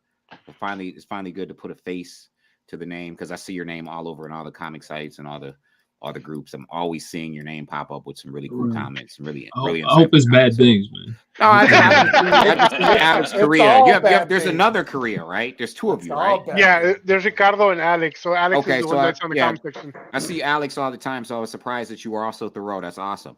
I just want to say, I hope some of you retailers who have brick and mortars out there are listening in 2018, because I wanted to do. Me and my partner talked about this for a long time. We wanted to have a brick and mortar. We started our business with no money. Yes, I want to write a book about it one day. But it's very hard to start a brick and mortar with no capital. You know what I mean? Yeah. With no capital. But one of the things we wanted to do if we ever had a brick and mortar, it's very important for us, and J Rob is in the stream, Jason Ramos is in the stream. We grew up together in the hood, Ken Bailey, Eastside, Buffalo, grew up together. And he may remember this, but when I was a kid, 7 years old, and I say 7 because a 7-year-old kid's mind is wide open. Really wide open. You're 4 years removed from the age where you start retaining concepts. You know what I mean? Remembering things and retaining concepts. So 7-year-old kid, their mind is wide open. Their mind is open for pretty much anything that you introduce them to and can get them interested in. I started collecting comics when I was 7. I didn't have parents who took me to a comic shop. Somebody gave me $1 and I bought a book off of a rack. You understand what I'm saying? So one of the things I remember growing up, though, because I really grew up in the hood, and we had this library called Kensington Library. And on Saturdays, My mother would drop us off at the library for 3 hours, and they had a movie time. We could pull books off the shelf, read books, play records. We were cool for like 3 hours, and it was something that we look forward to every Saturday. So when we were gonna open a brick and mortar, one of the things we wanted to do was have like 12 long boxes full of books. Bring your kids in on Saturday for an hour or two. We're gonna put a movie on in the back room. We're gonna have these books available to these kids, and this is financial. This benefits financially too, because these kids can pull these books out. They can read them, read whatever you want. Every kid leaves with a book. But the thing is, when you have kids whose parents are dropping them off, 9 out of times those parents are gonna spend money on more than before they leave. When they come pick that kid up, the kid's gonna get the free book. The kid's gonna sit and watch a movie. We had a friend of mine who teaches at a seminary, and she taught a class on comic books. And we're gonna have her come in and do little cool stuff with the kids and kind of educate them on comic books. But the point is, we wanted to put comic books in the hands of kids. Got 12 long boxes. You can come in. Y'all can sit around for an hour. You can read these books. We'll put a movie on.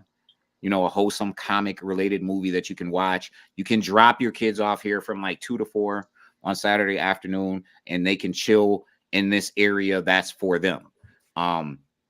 My thought was, one, it puts comics in the hands of kids. It encourages reading. It's like a reading group. If stores can do Pokemon, right, on Friday nights, and they can do Magic the Gathering on Friday nights, they can do from like noon to 2 o'clock, a little reading group or what have you, or a reading program for kids. And when those parents come and pick those kids up, they're very likely to spend some of their money on those kids as well. Listen, my advice, if you're going to open a brick and mortar for anybody, don't put a fucking comic book in the main glass and be all faded, because I won't step my ass in your comic book store. Doesn't matter. You don't read, Caesar. I don't care. I'm still not going to go in. I still look at pretty pictures, but I see that yellow faded with ASM one with the torment, sun damage. It's sun damage beyond, and you have a $300 price tag on that. You're smoking some serious shit, my man, because that's another connotation that apparently, and sorry, comic book shops have that. They're asking for $400 for that book in the back on the wall that's been sitting there for 3 years, and it's still $300, and it's faded and all that. No one wants to buy that shit. Well, that's why comic shops aren't thriving either. But you would be surprised. But thing is, Mile High. Someone mentioned Mile High. Mile High has been notoriously known for years to be overpriced. Thank you, Thomas. But you would be shocked what's bought when by someone who doesn't know better, and it happens more often than you would think. It's newbies. We talk about it all the time on the show. People find newbies and they smell like blood. Like sharks and blood in the water. They go can you really be upset with a comic book shop for? It's kind of like a don't hate the player, hate the game thing. It's like can you be upset with the shop for making money? Yeah. Well, there are people online who are selling books that really have no business being what they are. 100%, especially when it's a raw graded book, and they're like, "This is a 7.0, I know what no I've got. spine ticks," and that book looks like a skeleton. Right. You can make $1 a day all these where you can earn a customer. Yeah. So quick question. We talked about surviving comics, all the negativity. Let's go around we'll start off with Joe. We'll go to Ish, and then we'll go to Thoro. What are y'all currently reading right now? Like what series, and what do you recommend? Yes. Let's do some good positive stuff. So go ahead. Transformers, and Void Rivals, just freaking phenomenal. I know they're still young in the runs, but Transformers is it has me. I've never read a Transformers comic. I watched it when I was a kid, but the new Transformers book is absolutely amazing. The artwork is next level good. Also Gargoyle of Gotham. I know we're only one issue in, but phenomenal book. Raphael Grandpa. I haven't read a good Batman book since Snyder and Capullo, so sorry, any Tom King fans. I thought that was a horrible run. Zdarsky is flopping hard. So again, Void Rivals, Transformers, Gargoyle of Gotham, and unfortunately, that's it at the moment. Joe, thank you very much for bringing that up. there's No somebody problem. somebody did bring it up earlier. A lot of people can name a lot of artists, but not a lot of people can name writers, right? So that's something we need to. I don't know how we would be able to change that, because once they understand, oh, this is right or he's gonna write something good, maybe that could be another influx way of buying comics. But move on from there. Ish, what are you reading right now? What do you recommend? Well, first of all, shout out to creators, period. I'm saying this because I haven't really paid close attention to an artist since the 90s. I'm a writer, um, centric reader. Like the writing has to. So for me, I think the best comic book in print, just finished the run for the year, is Monstrous. Always gonna have that at the top of my I read list. that one. Love Who's the Monstrous. publisher for that? Image Comics, Marjorie Liu, Sana Takeda. I don't want to I'm pull it, gonna but add that to my list. Monstrous is phenomenal. The thing about Monstrous that makes it so brilliant, came out in 2015. They have a plan, so everything is quality. They put out 6 issues a year, then a trade paperback. 6 issues a year, trade paperback. First half of the year, 6 issues. Second half of the year, trade paperback. Then they spend the interim writing the next 6 issues. So when they publish the next issue, the other 5 are complete. It's phenomenal. I really like Knights from Image Comics. Really, really have been enjoying Knights. Gods is really good. L. Ewing is the best writer in Marvel. His X-Men Red is phenomenal, but it's L. Ewing. He's just the best writer in Marvel Comics, period. So yeah, I'm not gonna go. I have a long list of stuff that I read, but those are at the top. I do want to go back. So Caesar, you said about like writers and artists and stuff. It just so happens the 2 books that I mentioned are written and drawn by the same person. Like You're welcome, Transformers is Daniel Daniel Warren Johnson, and then Gargoyle of Gotham is Raphael Grandpa, and they're basically just I just love that. I love that they're doing double duties. So anyway, sorry. That's all. Sorry, you're good. So Matthew is a creator. He wrote in Galapagos more for kids, which is perfect. I like that. So if you want to check out something, he has a new exclusive right now with the comic book page. So that's something we are going to promote later. Thoro, what are you reading? What are you going to promote? What do you recommend? And why is it X-Men Blue #1?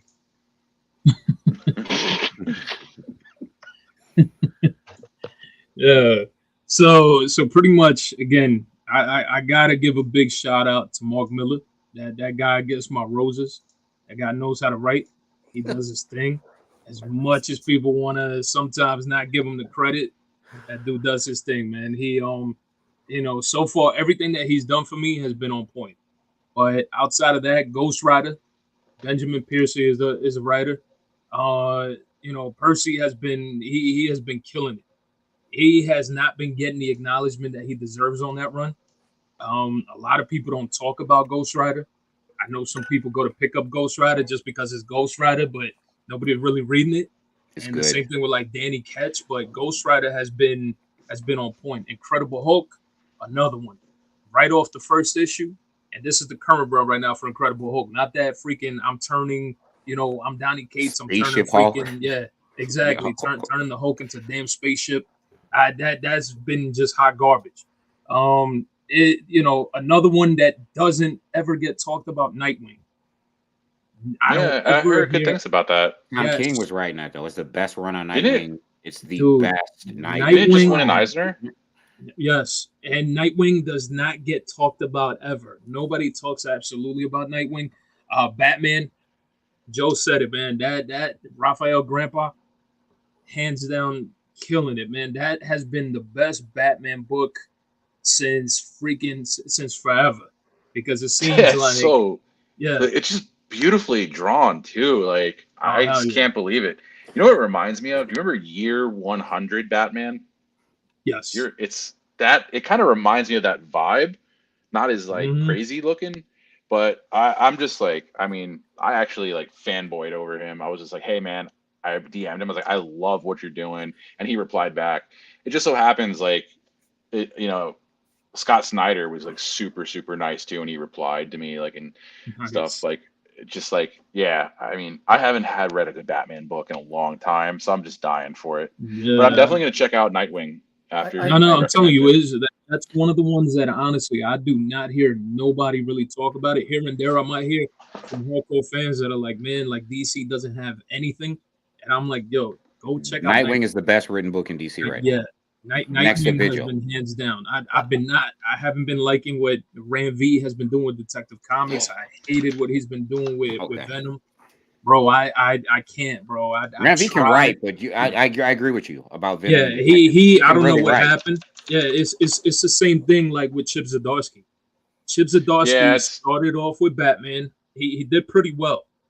And then after that, I don't know what the hell happened to that dude, but I get sometimes, we have things, we all call life. You don't know what's happening with people's personal lives. That can mess with people's creativity. That can mess with what people, how people are writing. I mean, Donny Cates fooled us all, right? Exactly. Didn't he write the Cosmic Ghost Rider? Yes. Which I liked it a lot, but then what happened?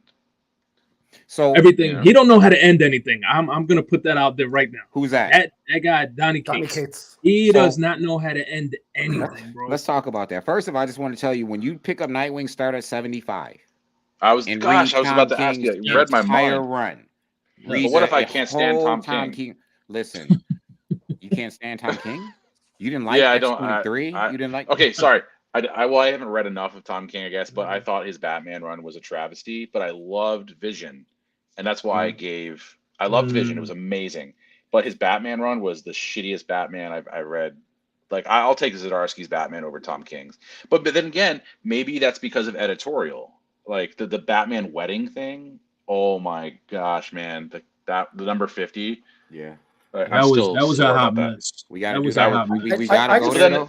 But that could have been DC editorial and not Tom King. But at the same time, I still didn't enjoy Tom King's Batman run. So I'm very open minded. So I'll give the Nightwing a chance. I just want to put it out there that I agree with the three gentlemen on top. Those are great reads. Every single one of them. I just want to agree that all those writers you guys mentioned, they're fucking fantastic. All of it. Nightwing's the best shit I've ever not read. I'm just saying. All right? How about Donny Cates and him not sticking a landing, as Thoro pointed out? Like, never sticking any landing ever. No, Silver Surfer Black was the last time he stuck a landing. Hold on. I do want to say something. Thank you, bro. That was the only time. Thoro, you did mention that Donny Cates been saying a lot of things lately. I'm not hip. What did he say? What's the last thing he said that's making people like, ugh? I don't know. He got in a big car accident. I know that, and he's not writing right now. Yeah. Okay. And a lot of people right now are thinking that whatever drugs they gave him and everything for pain and everything, that they're starting to say that he has an addiction. They said he lost his memory for like the last 6 months of his life or something like that. Yeah. And he's talking sideways. If you guys get a chance, man, go check out Comic Book Palace. Their latest episode that they did on there. The owner is Glenn. That's his name. I would definitely highly recommend, Joe, if you ever get a chance, please go pay them a visit. They're up in Massachusetts. It's called the Comic Book Palace. They're called Comic Book Palace. The owner's name is Glenn. He has his own YouTube channel. A lot of people don't like the things he says, but he speaks the damn truth. That's what I love about him. Is that what you played on your last show, Thoro? Yes. He caught a lot of slack for what he just recently said, which I did not disagree at all. You have the writers right now who are making these characters about themselves than to actually make it about the characters. You know what I mean? Like it's like having somebody write John Wick, for example, myself, and freaking making John Wick about me. And I'm not no damn John Wick. I can tell you that right the fuck now. You know, this is the reason why you're writing fiction. You're making things up. Doesn't have to revolve around your own personal life and things that are happening. For that, you might as well create a new character, create a whole new story, and go off of that. But for them to come on over, become a writer, start changing all these characters again that have already existed, and try to make it based upon themselves, for me, that's a killer. So he went on there, he made mention of that, and now if you go on and you see Donny Cates has been talking about it. He's like, oh, this guy's talking like if you were to go to a hardware store and they tell you that, yeah, this hammer didn't work correctly or some shit like that. And I was just like, what the fuck are you saying, bro? It makes no sense. So Because this Starship is now Hawk did not work correctly. Starship Hawk. So Nobody wanted Starship Hawk. I don't know if we wanted it, Dell. I don't know if you had anything else, but I kind of wanted to geek out a little bit and kind of change the story a little bit. Dell, you're on mute. Yeah, I've been trying to talk, but I do have a question. And talking about geeking out and with something that's current, I don't know if you three have seen it. I know Caesar hasn't read shit, but it was Godzilla versus Superman or Justice League, right? Yeah. You saw Godzilla whoop Superman's ass. What are y'all thoughts on that? It's stupid. Come on. I mean, we're talking about Superman here. It's just another way for them to just shit on Superman. He's just he's easy to shit on. Superman trying to make him relevant. Trying to make him relevant. You don't. I mean, you name anything from Superman that has been great. The last thing I could think of is Injustice, and that was pertaining to a video game, and they turned that into a comic book. Action Comics it's been tough right now. Right now, Action Comics I'm looking at because of Jason Aaron. Yeah, I'm glad Jason Aaron left Marvel and came to DC because that for him is you get a new writer, somebody that has a creative mind, especially somebody that has dealt with Thor. So you could actually definitely put him over there and, his Thor is have a him write definitive for it. Yeah, and that's what I'm looking forward to, bro. I haven't read it yet. I'm gonna go and start reading from the point where he freaking comes on and starts writing. Go back a little before. Go back to I want to say 1070 when it became an anthology. Okay. Because it's an anthology book now, so it's not just a Superman book. You get I got a bunch of different stories in the Superman family. It's been really. I don't want to say it's been great. It's been readable. Superman has no. been readable in a long time. I say it every single time. You bunch of fucking nerds, man. All of you.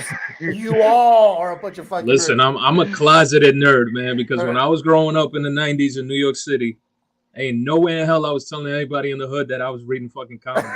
I can tell you that. Or collecting them shits. Ain't nobody in their right mind would ever say that. You know who made it cool for me was the Wu-Tang Clan. Oh yes! Oh yes! John Anthony I knew I liked you. Soltero. James Killian is the man with something is killing the children. Stop it. Yeah, there we go. So I'm gonna assume that you know about Czarface too. Yes. Yeah. Yeah, man, I'm telling you, they were the guys that kept me, that kept me from being a closeted nerd and finally say, like, yo, you know what, fuck it. I collect Method Man, everybody from the Wu-Tang, they all collect comic books. I don't give a damn. I'm done with this. You gotta see my office. That's badass. It's comic books and fuck Caesar. hip-hop. So next question. There was Predator versus Wolverine. Have y'all read that one? Come on. No. Check that out, though. Doodoo. I mean, it's Percy. It's Percy. You know how bad comic books are right now, bro? I'm gonna show you. Watch. Today was Wednesday. I'm gonna show you guys what I picked up real quick. Doodoo. All right. So I picked up a foil because I love foils. That's a facsimile right there. Nah, yeah, that's a facsimile. But quote me if I'm wrong, but this is the first time they've ever done this. I've never seen this. I decided to pick this up. Yeah. I love kaiju. I love all of this. But if you open up the books, I haven't taken them. They come wrapped up. But if you open up the books, Battle Roar sound effects very pretty cool. We've seen it. I saw them in the shop. Yeah. Has anybody done that? And I'm not lying to y'all. And they're connecting covers too. Yeah. That was your local comic shop? Yes. Yeah, it's right there. So this came out. So you're saying once you open it, goes. Yeah. It makes the roar for freaking Godzilla and King Kong. I didn't pick those up. Had no idea. This week I just picked up just Batman and there was I like the David Nakayama Poison Ivy cover, so I bought it. Yo, Alex, I appreciate you, bro. Yes, I did, bro. I didn't buy those. I have so I just talked to Dell the other day and I said, listen, I don't know if it's me getting older or what the fuck it is, but I got goosebumps watching 2 trailers. Oh, yes. Okay. And I want your guys' opinion if you have seen the trailers. One, Furiosa.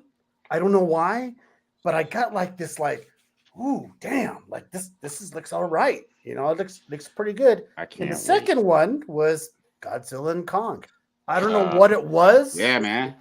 But when they were running side by side, I was like, oh, and I got these flashbacks of fucking watching Channel 5 in LA at 3 o'clock in the afternoon and watching the old Godzilla. Just I haven't something seen about it it. yet. I was Oh, hoping here you were we gonna go. say Fallout. I was hoping that. No, sorry. I'm excited for that. Can you hear it? Yeah, we can hear it. Yeah, go ahead. So everybody that For has most seen of human civilization, we believed that life could only exist on the surface of our planet.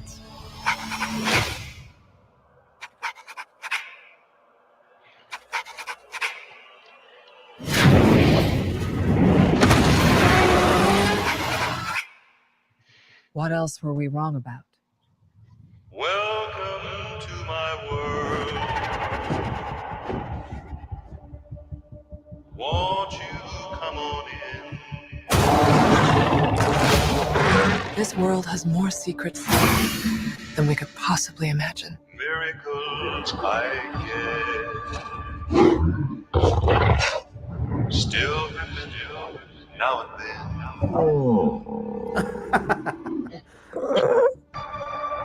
What is that? That's not Kong.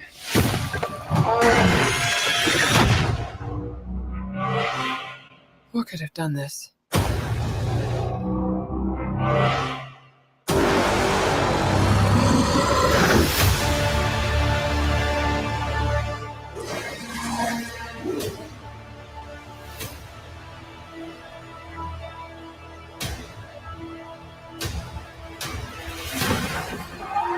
Kong can't stop this on his own.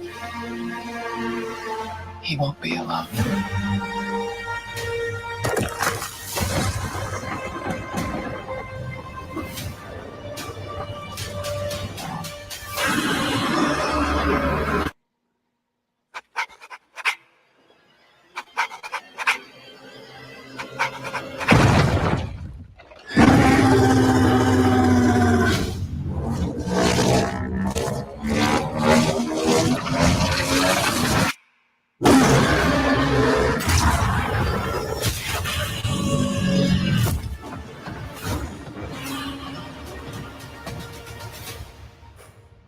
Welcome to my world.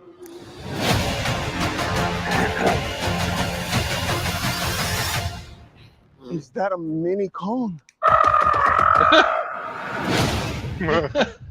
Now, All right. Listen, guys. I don't know. I just get like this. I got like fucking. It's because you don't read, so you understand. Like you got to I get guess, visually. Oh, I guess I'm just burnt out. I'm just burnt out on this stuff. On Godzilla, I gotta can say never. it. I've No, regrown. just all of this, like all the Marvel movies and stuff. And I think it's this is the filmmaker in me talking. There's so much like bombastic, over the top stuff, and there's less practicals. Like that's why I thought the Batman was probably one of the best comic book movies like ever. And it's because it was so realistic and grounded in reality, and there's a lot of practical cinematography. Again, this is the filmmaker in me talking, not the comic book fan. So I'm probably the outlier here, but it was cool. I mean, I thought it was a cool trailer. I'll still see it. I've been hearing a lot of good things about Godzilla -1. Like a lot. Nothing negative. Nothing. No bullshit. No, but I keep hearing that Godzilla's kind of like, meh. It's not really about Godzilla. No. Hell no. You guys got to watch it. I talked about it on my channel last night. I got to read though, homeboy, huh? It's the best fucking movie to have come out all year. Don't give a damn what anybody says. Godzilla -1? Yes, Godzilla -1 is the best damn movie Better than to Barbie. have come out in a very When long did it- time. when did it come you out? Don't I even, never even- you don't Last even week. have to like Godzilla. Even my wife, she don't like none of that shit, and she was like, she watched the movie 3 times already. I Where want to can I watch watch it in it? theaters. You can watch it on theaters. Netflix. Theaters. And Oh, in theaters. It's on Netflix. Wait, it's on Netflix. You said? No, Yeah. theaters. Oh, What? in theaters. My bad. Freaking not yeah. Netflix. Oh, I'll wait. Oh my I'll God. wait. So that's the only thing I'm going. The It's only thing I'm supposed to going be to a coming theater on for to is a Batman Netflix movie. later. I don't want to read. That I don't trailer did a read. little something for me in the, that monster movie universe that they've been creating over the course of the past 10 years hasn't been really impressive, but it's been fun. Like the last film I thought was pretty whack until I watched Godzilla whoop King Kong. Like, and it just brought that fanboy out of me. Like, can He-Man beat Conan?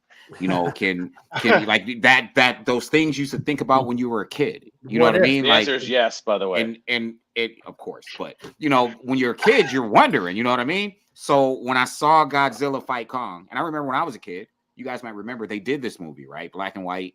Yeah. In the American version, Kong beats Godzilla, and the Japanese version ends with Godzilla beating Kong. So there was no real definitive answer if you saw them both. Godzilla whooped him, right? We watched the last movie, like Godzilla was no joke in him. He whooped Kong. So now to see them running side by side was really dope with the arm that Godzilla like burned off. Mecha Kong. The thing is what's with the fluorescent pink? I kind of like bro. He became a Super Super Saiyan. I like the blue. He's going Super Saiyan. This motherfucker. Yeah, he molted. He went into his molten phase, you know. Oh, Yep. I want Kong to win. I'll just say that. I don't want. No, they have a mutual enemy, so they're fighting against somebody else. Oh, okay, they're together this time. Okay. Yeah, I could barely see the trailer on my phone. I was just like, oh, that's I forgot. See, I told you, Joe.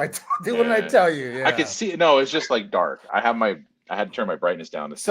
enemy. So what do you guys think about Furiosa? Did you guys like that? It was good. Listen, you're all in it, right? Listen. Thoro, did you watch it? The trailer for that? Furiosa is the Thor movie I always wanted instead of Love and Thunder. Listen, let's put it that way. When she hit the deck in that last joint, listen, man. And I know a lot of people were hating. Why? A lot of people were hating. I got God's favorite finger, the one that reaches closest to heaven for all of the haters when Furiosa first appeared. Real talk. Because, listen, she's going to change that Furiosa trailer is fire. And I'm so excited for it. Literally. Good. And it's good because next year there's not that many Marvel movies, right? There's only the Deadpool and that's it.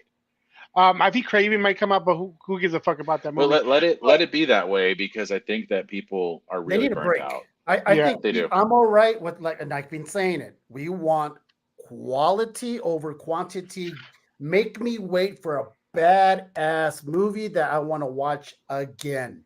Don't just keep throwing shit out there. The other thing too is I think that Bob Iger said, the CEO from Disney, who said the reason why these Marvel movies have been taking dumps is because there's not enough executives at the actual production. He's making an excuse. Wait, what do you say? There wasn't enough executives at the production to lead them to a better movie. That was bullshit. So that's why they're talking about the Marvels when he said that. Marvels, I gave it a 6.5 to 7. And the reason I did that is because it wasn't a woke kind of movie. It was written badly. The villain sucked. And they nerfed the freaking main heroes. Like, you made her weak as fuck, but she should be strong as fuck. Right? I honestly, that movie could have been good. It could have been a solid movie, but they kind of ruined it on that. So you just said Bob Iger. Like I thought you were about to mention where he said it's about entertaining first and not sending messages, aka like all this, like agendas and stuff. That's exactly what he said. And so I was just quoting it. And if that's the case, I didn't even know he said that. I'm like, I sure hope that's the case. Like, look, I'm in the middle. Like I don't care about any of that stuff. Like I can't stand sometimes like the two sides back and forth. Like, whoa, you're woke. No, you're this. You're a bigot. You're woke. You're a bigot. And I'm just like, shut up. Like, can we just make good stuff? Just give me like a good movie. Okay, simple and good comic book visuals. And story, writing and story, visuals. Simple as that. It's all we need. Like because look, let's just put it this way. The visuals in the Marvels, like I didn't see it, but I'm sure the visuals were great, right? Yeah. So what was missing? It was the right story. It was the right writing. The writing, the writing. So it's like, we just need the two to mesh, right? Because like people are gonna still lose their shit if you have like a good story with crappy visuals, right? Because people are now kind of spoiled. Right? You can have the best movie ever written, and you're going to have people still talk shit about it. Well, of course, you're never going to make everyone happy, but like I think we're kind of coming to a point, even with social media, people are starting to get tired of short form content because it's all quantity over quality, and we're starting to move. Thank God, we're starting to move away from that. So now again, people are wanting good stories. How close are we? Caesar, I think you're lying about that whole. Even if you have a good movie, they're gonna talk shit. -1 just came out, a good movie, a real good movie. Who have you heard talk shit about that movie? I heard that it was not as they were expecting more Godzilla, I guess, as if he's not in it that much. For those who've seen it, So Thoro's like, Thorough, you go ahead. right? That's no. Okay. First of all, the only complaint, and that's even the same complaint I had, was the one moment where Godzilla is out. I'm not even trying to freaking ruin the movie for anybody, but I'm sure everybody will pay attention to it. And it's when you just get these little wonky looking effects. And it's when Godzilla is walking through a field. But here's the other kicker with it. Now a lot of people are coming out and saying that that was done on purpose to make it look like the OG Godzilla, where The the homage person with the was suit. wearing in a suit. Yeah. Exactly. Okay. And that's when I was like, oh damn, okay, if they were doing that, then it makes freaking sense. Other than that, man, for me, that movie was a freaking 10 out of 10. All right. I'll wait for That's Netflix. it. That's how badass that movie is. I'm gonna have to bear down and fucking read subtitles, all for the sake of the show. Is it in subtitles, or is there an English version of it? So you could watch a bootleg, man. You know, Caesar, plus New York is like issue X. Watch the bootleg. I don't want. There's nothing worse than watching a foreign film that's dubbed. I'll take the foreign. I'll fucking read. Now, how close are we to hearing? What would you guys all be surprised if all of a sudden out of the blue comes out that Kevin Feige is no longer with Marvel? That they boot him out? It's all about money, and if he's not making the money, he's going to be gone. Because I have this strong gut feeling that we're going to be hearing that Kevin's going to be, Kevin's going to be out because of last disappointments, and I do mean quite a few disappointments. As they say in the WWE, good luck in your future endeavors. Peace. All right, you're a WWE fan. What do you think about Seth Rollins never losing his damn title and being undefeatable? You think he's undefeatable? He hasn't lost, and he just kicked out of 6 finishers against Jey Uso the other night. He's gonna drop it. He's gonna drop the belt. He has to. The thing is, it's been a long time coming for him to get the belt, and I think what they're trying to do is establish, especially now that WWE got sold. I think they're trying to establish relevancy to the titles again with long title reigns instead of having these transitional champions every couple. Who bought WWE? Somebody. UFC basically. The owner is the group who own UFC, but 100% control the interest. I forgot what the parent company is called. Wow. I'm out of the loop. Does Hillbilly Jim still wrestle? I don't know what's going on. He just lost. He just dropped the Intercontinental Championship to Paul Orndorff. I'm back in, you son of a bitch. So before it's already going to hit the 2-minute mark, but I want to ask a couple of questions. Right now, which streaming service has the best comic show, or you know how Disney had Loki and the Star Wars show at the same time? Mm-hmm. Right now, Prime has Gen V and Invincible at the same time, right? Mm-hmm. Or not? Well, Gen V is pretty much But which streaming service, as of right now, has the best series to watch? Comics, overall, or comics? Comics or any comic wise, entertainment was kind of pop culture, yeah. Does Formula One count as pop culture at this point? That's okay. Then what? No. I'm gonna go with Prime. They're gonna be getting Batman. Are they? They'll be getting Batman the animated series, yeah. And they've been talking about Spider-Man Noir. And they're getting Fallout, right? Oh, and Fallout, that. It's on, man. I'm telling you. So I don't know if y'all heard. There's going to be an anime version of Suicide Squad. Did y'all see that? But that's going to be HBO Max, no? Yeah. I think so. Caesar, you don't watch anything. I understand this. Caesar, I do. I, as a matter of fact, I'm still trying to get through Harley Quinn. Not these comic book companies are getting into the manga verse of things now. They're all doing it because, again, that's how you know how freaking important manga has become and how much it outsells. Look at DC. DC has its own. Marvel has its own manga section now. they came out with Deadpool. The Deadpool story that came out through manga, that shit was way better than what the hell was happening in the actual comics. It's freaking sad, but again, that's where it freaking came out great for them on that end. But you Wherever can they find can it make at money. Target. Target's the best place to go buy manga, man. They give you that damn 15% off or whatever the hell it is. You know, the only manga that I've ever read, and I love it, it's one of my favorite things of all time, is Akira. Nice. Oh, okay. But and Akira's so my awesome. local shop owner, he just gave me they came across like someone brought it in. I would say it's probably like 90% of the original run. They're all like reader copies. They're all like nice. really bad shape, but I was like, oh yes, because I only had like four issues. But Missing was number one, of course, and then the last issue. So like the two hardest issues to come by. Can we talk about something that really bugs the fuck out of me? What's been going on lately? Can we bought my stop- 8.0? Can we stop leaking pictures of movies of characters? Because apparently this book's going up because we saw leaked photos of Sabretooth head being cut off by Wolverine and Deadpool holding it from the Deadpool 3 movie. Caesar, you know that our page does that. Yes. I'm not gonna stop. No. I have that same grade. No, but it's okay. It's okay if we do it. I don't care. What I'm saying, we do it. It's okay if we do it. Hold on. We do it because it's out there. It's already leaked. Yeah. If we don't do it, you're going to see it somebody else. Gotcha. But I'm going to tell you from a spec perspective.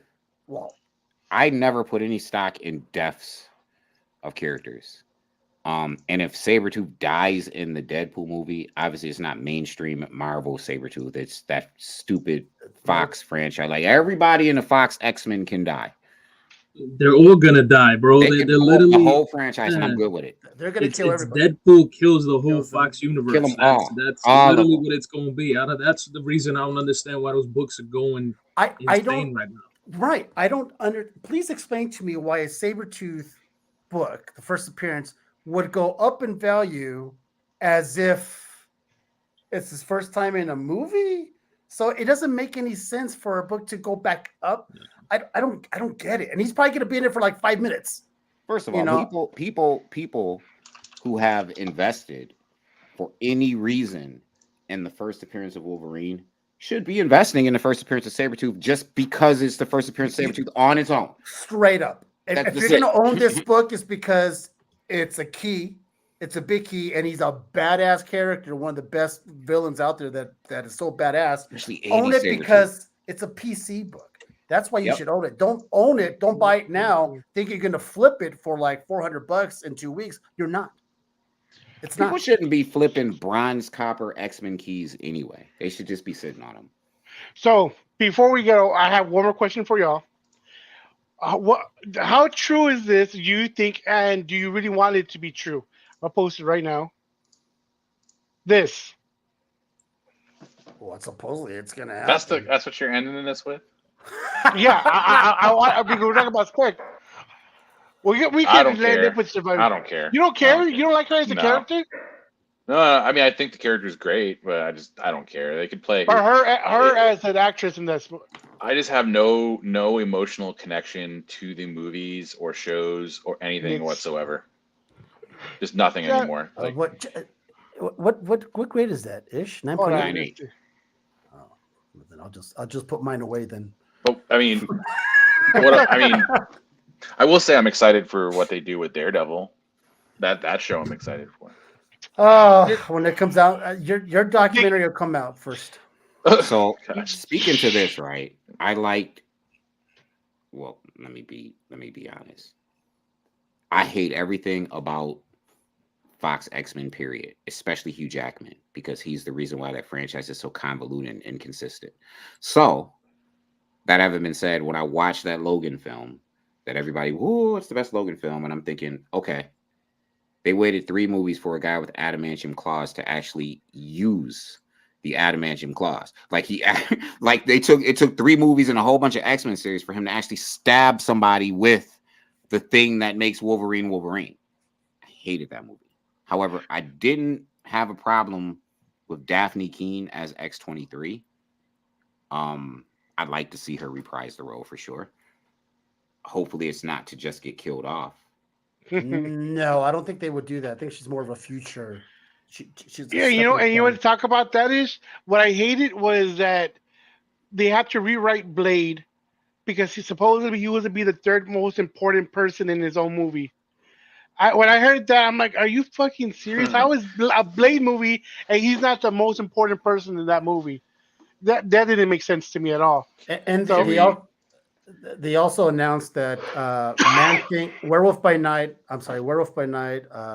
and Elsa Bloodstone will be in future MCU movies, which is kind of cool because I like both of those characters. But that show was good from Marvel.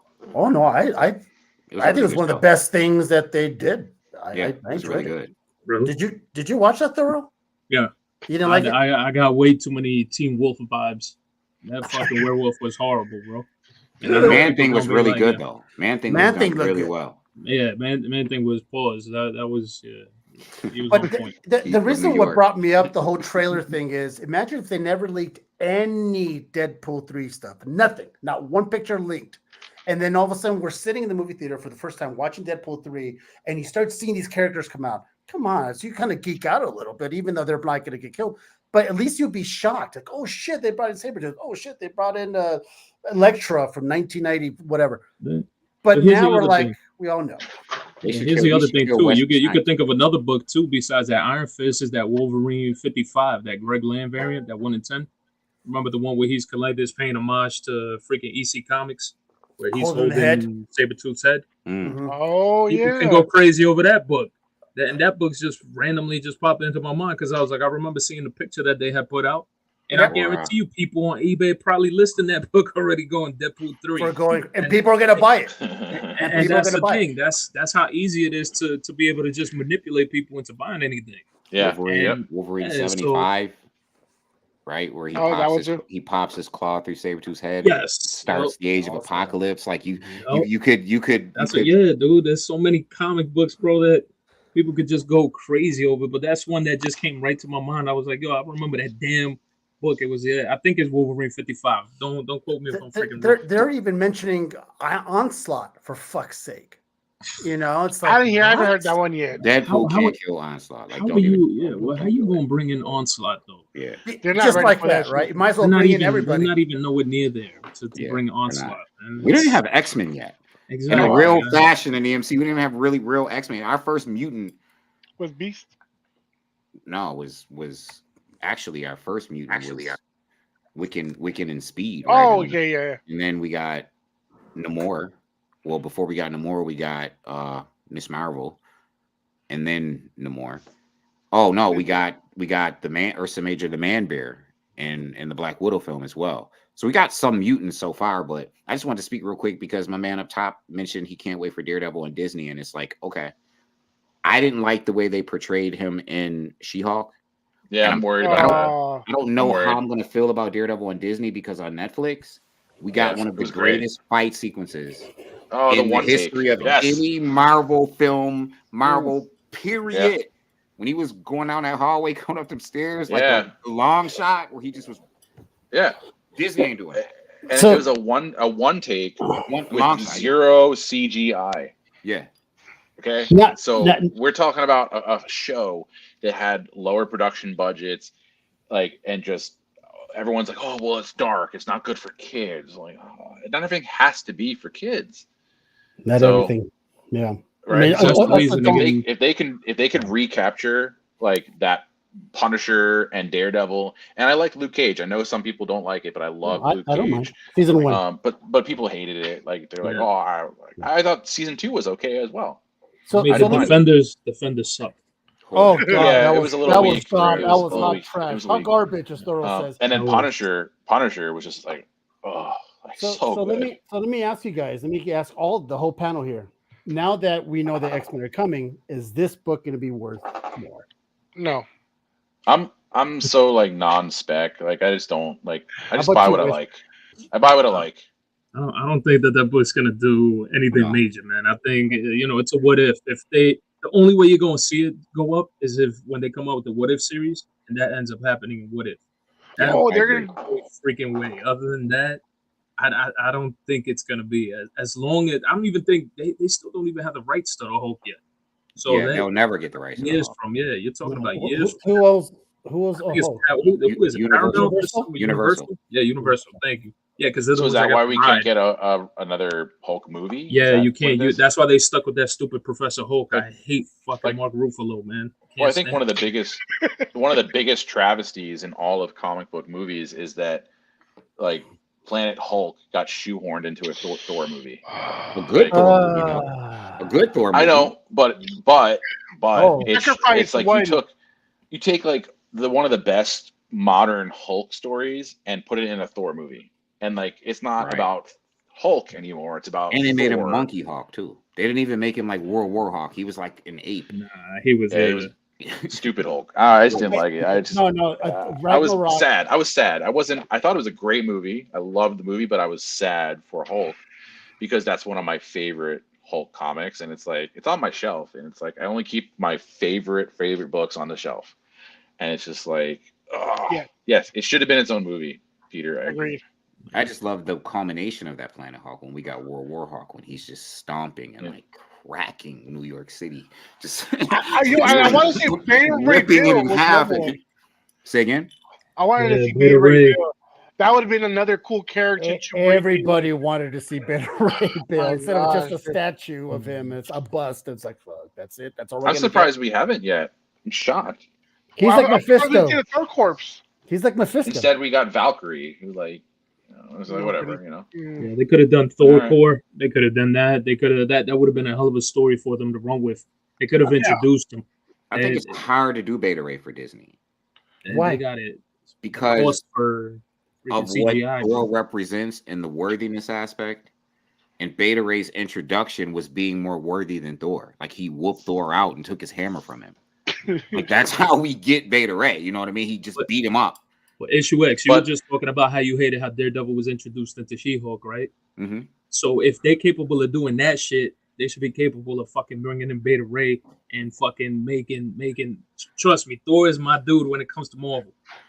Fucking, I could care less if freaking Beta Ray Bill comes in and whoops his ass. If they did what they did with She-Hulk to Daredevil, they should be able to have no problems with fucking bringing in Beta Ray Bill and whooping Thor's ass. I would love to see Beta Ray come in and whoop out Thor, get his own hammer. Like I would love to see that. Like I personally would love it. I just feel like Disney is trying to represent something with Thor and this whole worthiness thing, and I just feel like they don't want that character to get beat up or be less. Imagine an Endgame in the very last scene when Thor was getting his ass kicked by Thanos, and all of a sudden Cap takes it.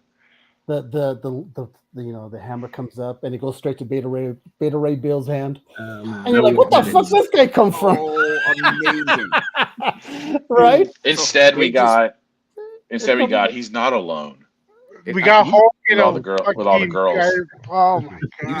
You said Thor's your guy, right? Are you reading the current run of Thor, Immortal Thor by L. Ewing? Dude, I heard you talk about Al Ewing. I love Al Ewing. I love Al Ewing, bro. I'm telling you right now. I am not digging this joint, bro. Did you read issue number 4? You read issue number 4 and you're not digging it. Which one is it? Is it Immortal Thor? I'm gonna tell you how issue number 4 was brilliant, bro. I'm gonna tell you how which one? I go about reading, X. I don't fall with that one issue shit because you want to know why? Because Marvel is notorious for that shit. They'll come up with that one solid fucking issue, and then after this, issue 5 could be just complete ass, bro. And then next thing you know, you're like, what the fuck? It's the same thing that happened. There was one book in particular, freaking Kelly and Lansing, freaking wrote Captain America: Sentinel of Liberty. Sentinel of Liberty was freaking mad dope, right? They went with a whole complete different concept, giving you an origin on the shield and everything. I was like, yo, this is crazy. You got the Revolution. And then they just go to like issue 4 or whatever the fuck it was, and they just had to fuck it up with that fucking one issue. And then it just went to straight hell after that. And I was like, that's why I don't trust freaking Marvel. And trust me, I understand what you mean by issue 4. It was a solid fucking read, but again, here's the thing: what's gonna happen in issue 5? It's the same thing. How like I've been sticking with Black Panther sucks. It sucks. I've been sticking with that shit, just because I'm like, yo, in hopes of something. It's up for a long time. And yeah. Oh hell yeah. I did the same with Spider-Man. I gave Spider-Man, up. forget it. I gave up. Yeah. I gave up. Spider-Man. I try and I try. Spider-Man is. And But that's which Thor run? Are you talking about Immortal Thor? Yeah, Immortal Thor. Yeah, Immortal So Thor. I buy them every time they come out. I just haven't read them since issue number 1. I'm just like banking check it out. Check it out, man. I'm just banking them up. And I was so like, the reason why is because I'm a big Storm fan. I'm a big L. Ewing fan. I'm not so much of a Thor fan. And when I read that book and how they reformed the Thor Corps, the way they did it was phenomenal. Listen, man, the way they got Loki to hold a hammer when he's not worthy, the way he did it. I don't want to spoil it. I got you. Yeah. No. Don't give it away. I want Caesar. I want Caesar to read issue 4. I want Caesar to read issue 4. I'm this close to reading it. I'm this close to reading it, or buy a book on tape or some shit. Listen, I'll pay you $5. You read it for me and record it. Hold the hammer. And I ain't gonna tell you how. You just gotta read it. It's dope. Really dope. I want to show you like critical pictures of that. Okay, this is the thing of the night. As soon as you guys start talking, Alex put up "Bye, Caesar," because with you fucking nerds talking with your stories and shit like that, and I just got a homework assignment. Okay, Thoro, read it to me. Send me the recording. I want to at least hear it in you. So if you start reading comic books, I'm gonna put you as producer in the credits on the documentary. You'll be on the poster. Look at that. Look at that. And you'll be like watching like one day on Netflix and be like, who's this Caesar guy? This guy barely reads the fucking the address on his house. Comic books. And you know what's funny? All right, so before earlier we were talking about how kids, you know, they need to be the reason why comics continue to thrive later in the future.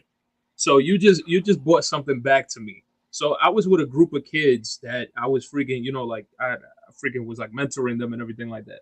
So I freaking try to talk to them about comic books because they asked me like, dude, like how can you sit there and read? How do you enjoy this?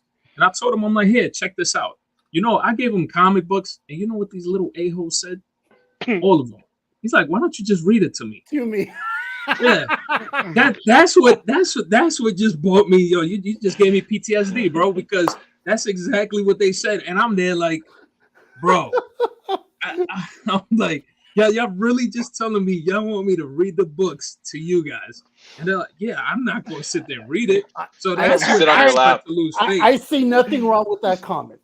Just have them sit on your knee. Just say, hey, Chris, sit on my knee and I'll read it to you. That's Caesar, right? Just read it to me. Oh my God.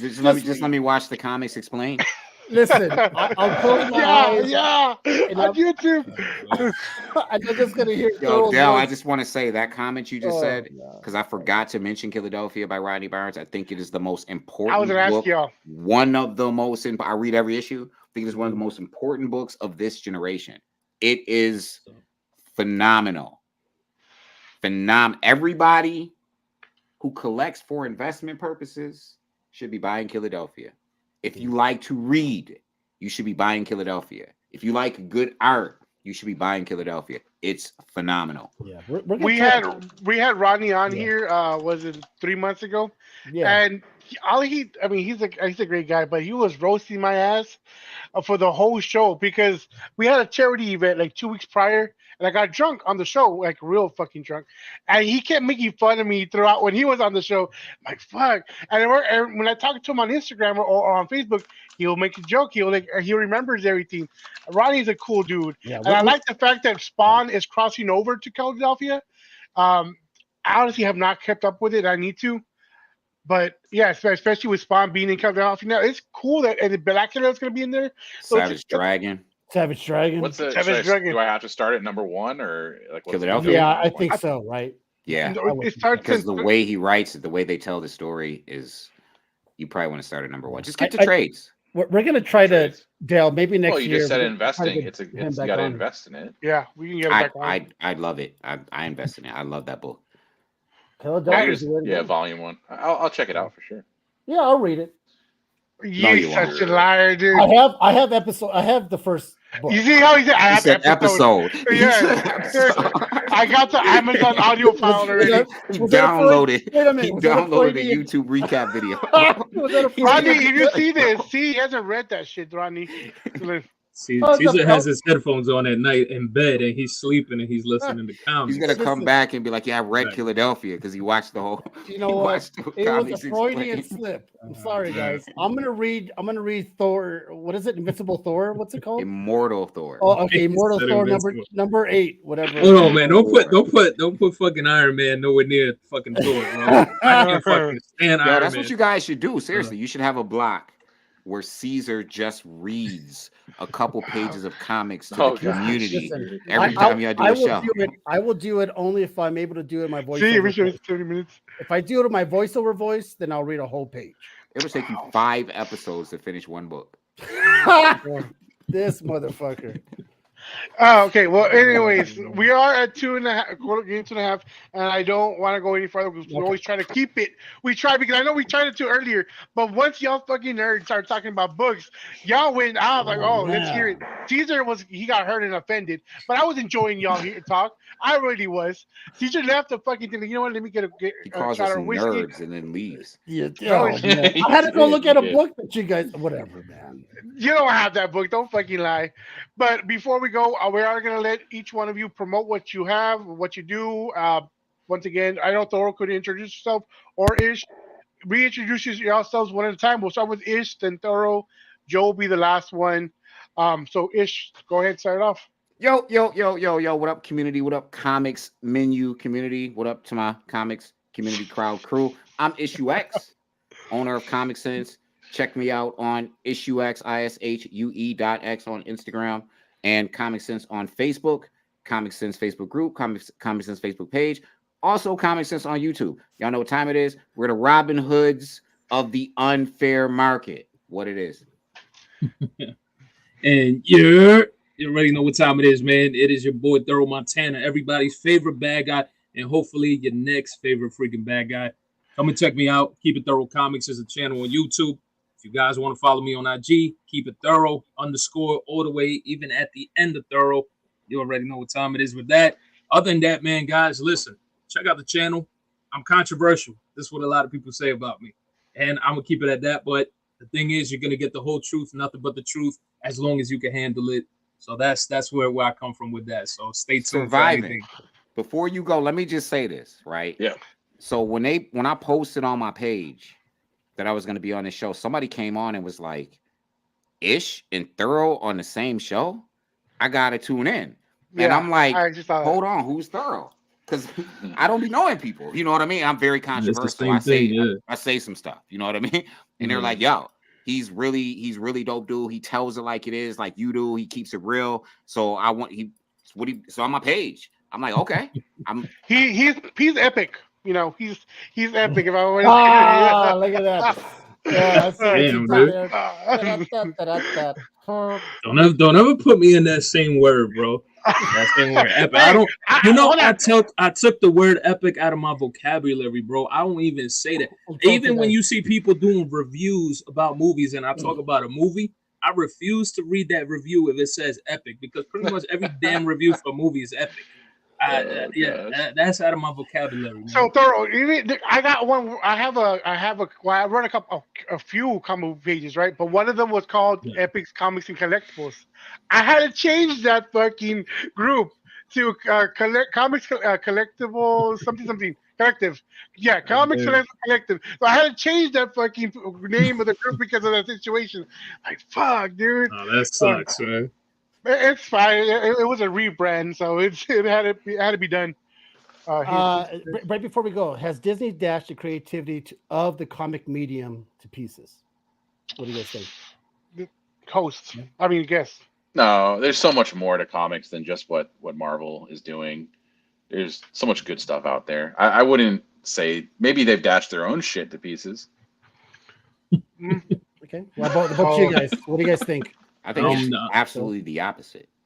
I think because Disney and Warner Brothers as well have such a monopoly on superheroes that can't be licensed, it opens the door for independent books independent creators to have their properties optioned in other forms of media, i.e., cartoons, comics, even toys. So I think it really, especially for streaming services, right? They're always looking for properties, and comics are, as Kevin Gruveau said when he was writing, what's that stupid vampire movie? Not stupid, Underworld.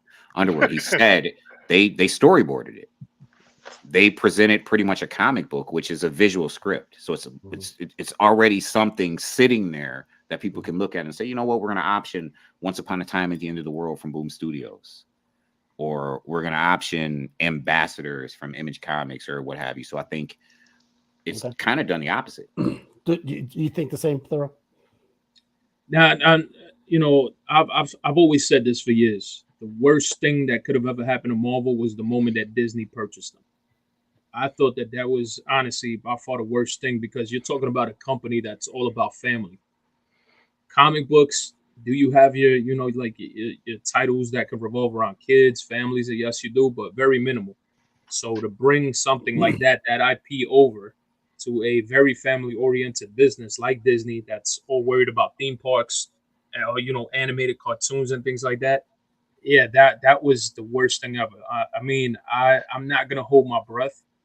They did what they did. You still saw that, they didn't go too crazy, too overboard when it came to violence in any of their Marvel movies. And anybody can fight me on this, because I can go back in every single Marvel movie and I can just play bit by bit of every movie from the moment that we've seen, how much violence there really is. It's not until recently I think there was more violence in the Echo trailer than there's ever been in anything previously from Marvel. If you saw any of the violence, it was violence that was mild. It wasn't anything overboard. I don't even think Echo. I think everything that Echo showed in the trailer right now isn't even the violence that you're going to see. I think it's going to be in bits and pieces, and you're going to find it throughout every episode. I think they minimize it to like 5 episodes now or something, instead of 6. Yeah, they're going to be putting them all Secret out. Invasion kind of surprised me with how far they're willing to go for a Marvel franchise. And Secret Invasion was horrible. Yeah, but they were shooting people though. Exactly. Shooting people. And it was like, this was their way of introducing it. So now it started to make sense, because now you look at what Disney did. Disney freaking ended up going over to Hulu, and now they're like saying, hey, we're gonna put everything, no more Disney Plus, everything's just gonna be under Hulu, so that we can go ahead and show this violence, so that way these parents can't get mad about anything that's coming out remotely. They're getting prepared for Deadpool 3. This is where I'm waiting. I'm waiting to hold, because I asked this question last night on my live show. I asked everybody in the chat. I said, if Deadpool 3 freaking fails, does Marvel still have a chance to exist? Man, oh man, I tell you what, if Deadpool, the most lovable franchise, fails at Deadpool 3, we're gonna have a fucking problem, Ghost Rider. I think it's gonna fail. You think so? Absolutely. Because I think a lot of people aren't considering the fact that this isn't an MCU film. It's a continuation of a Fox franchise. Of a Fox franchise right? everyone loves. Right, but are they going to give us all these Easter eggs where he kills these Fox characters? So, because it's not a question about is it going to be as violent, right? The question is it going to be as violent and as raunchy? Yeah. And I think Disney's going to curve that and replace it with these Easter eggs of every Fox character. They already said it's going to be rated R. Yeah, because of violence. But not because of the raunchy. Will he be referring to anal sex and all the crazy things that he did? And like, seriously, will he be doing that in a Disney movie? This is true. You gotta look. You look at the R rating. You look at the R rating, for example. You know, R rating could be like, you got the bare minimum to reach R rating, and then you got the ones that are like full on R rating, getting ready to get close to NC-17. He was R rated, like exactly, really R rated. And that's the thing. It's like, how far to an extent, just like Ish was saying, how far to an extent are they going to go for it? Are they really going to go for that freaking hard R? We're talking about getting close to NC-17 at that point rating. I don't think they're going to get there, man. I honestly think that it's going to be I think it's going to be a failure, man. I don't think it's going to stand up to everything else, because you look at the previous Deadpool movies. I mean, Ish is right. Like they go overboard, like raunchy. You won't see that. Like you're almost at a caliber of how like The Boys is. You know what I mean? You're almost to that caliber, and Disney will never, ever, ever freaking touch that. They will never get to that point.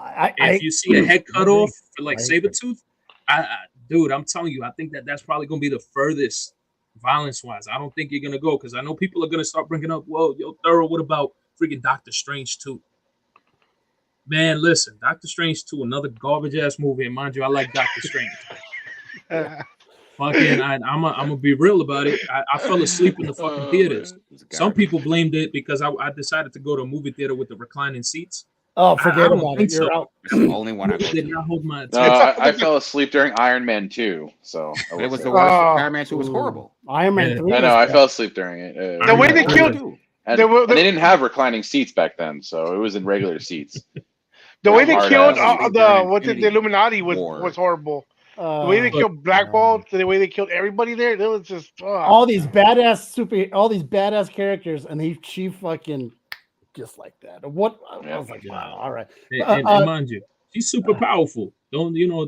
Okay, cool. They're trying to stay comic accurate, but Jesus, like, man, you're literally talking about these other freaking powerful beings too that can at least withstand freaking fighting her, you know? And I was like, and the funny thing is that he's so fucking smart, right? But he tells her, if you don't leave or get the fuck out of here, he can just talk and he's gonna kill you. He's gonna kill you. And then all of a sudden, what mouth? You just fucking gave her the way to kill him. Like, didn't make sense to me at that point. Did you want to ask your question, Dale, before we go? Yeah, that question. Because I know we haven't got Joe's outro, but we're gonna leave it towards the end, so because we can promote it one more time.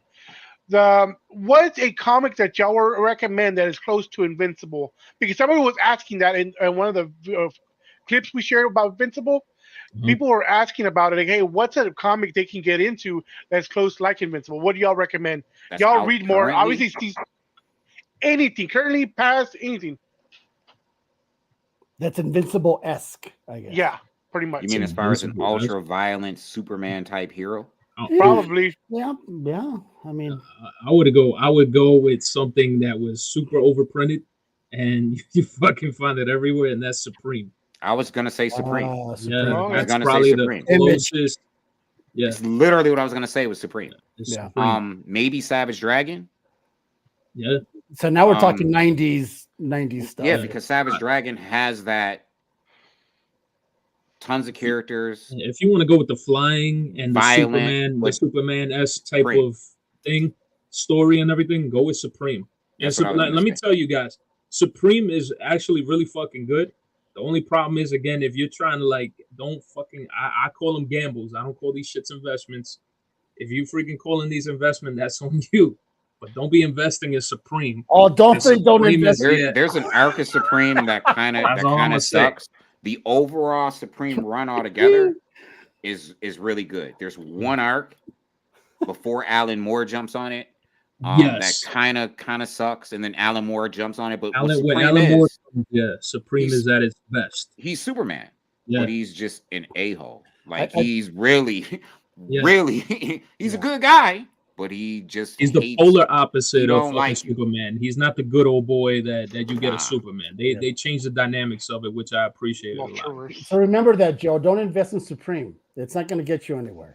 Fair enough. Okay. It's not going to pay for the documentary. It's not going to pay for I'm just trying not to fall asleep. Yeah. I'm exhausted here.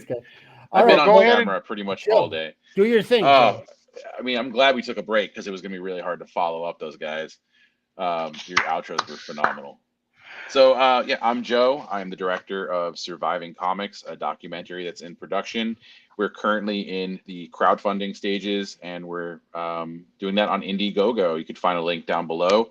You could learn more about the documentary at survivingcomics.com, and you could find us on Instagram at Surviving Comics. Sweet. All right. Listen, guys. Look at this. Philadelphia, #1. Hey, look at that. You sons of bitches. Unread. Unread. 9.8 unread. Doesn't even have a backboard. No, it's The clear, that's clear clear one, one. the clear backboard. It's the clear backboard. Oh yeah, this is the Death Over It's so decaf he comic. can show you that there is no creases of this book being Yep, ever yep, opened. yeah. That- There's Oh, nothing Thoro. on this comic. It's My man. perfect. Now read it.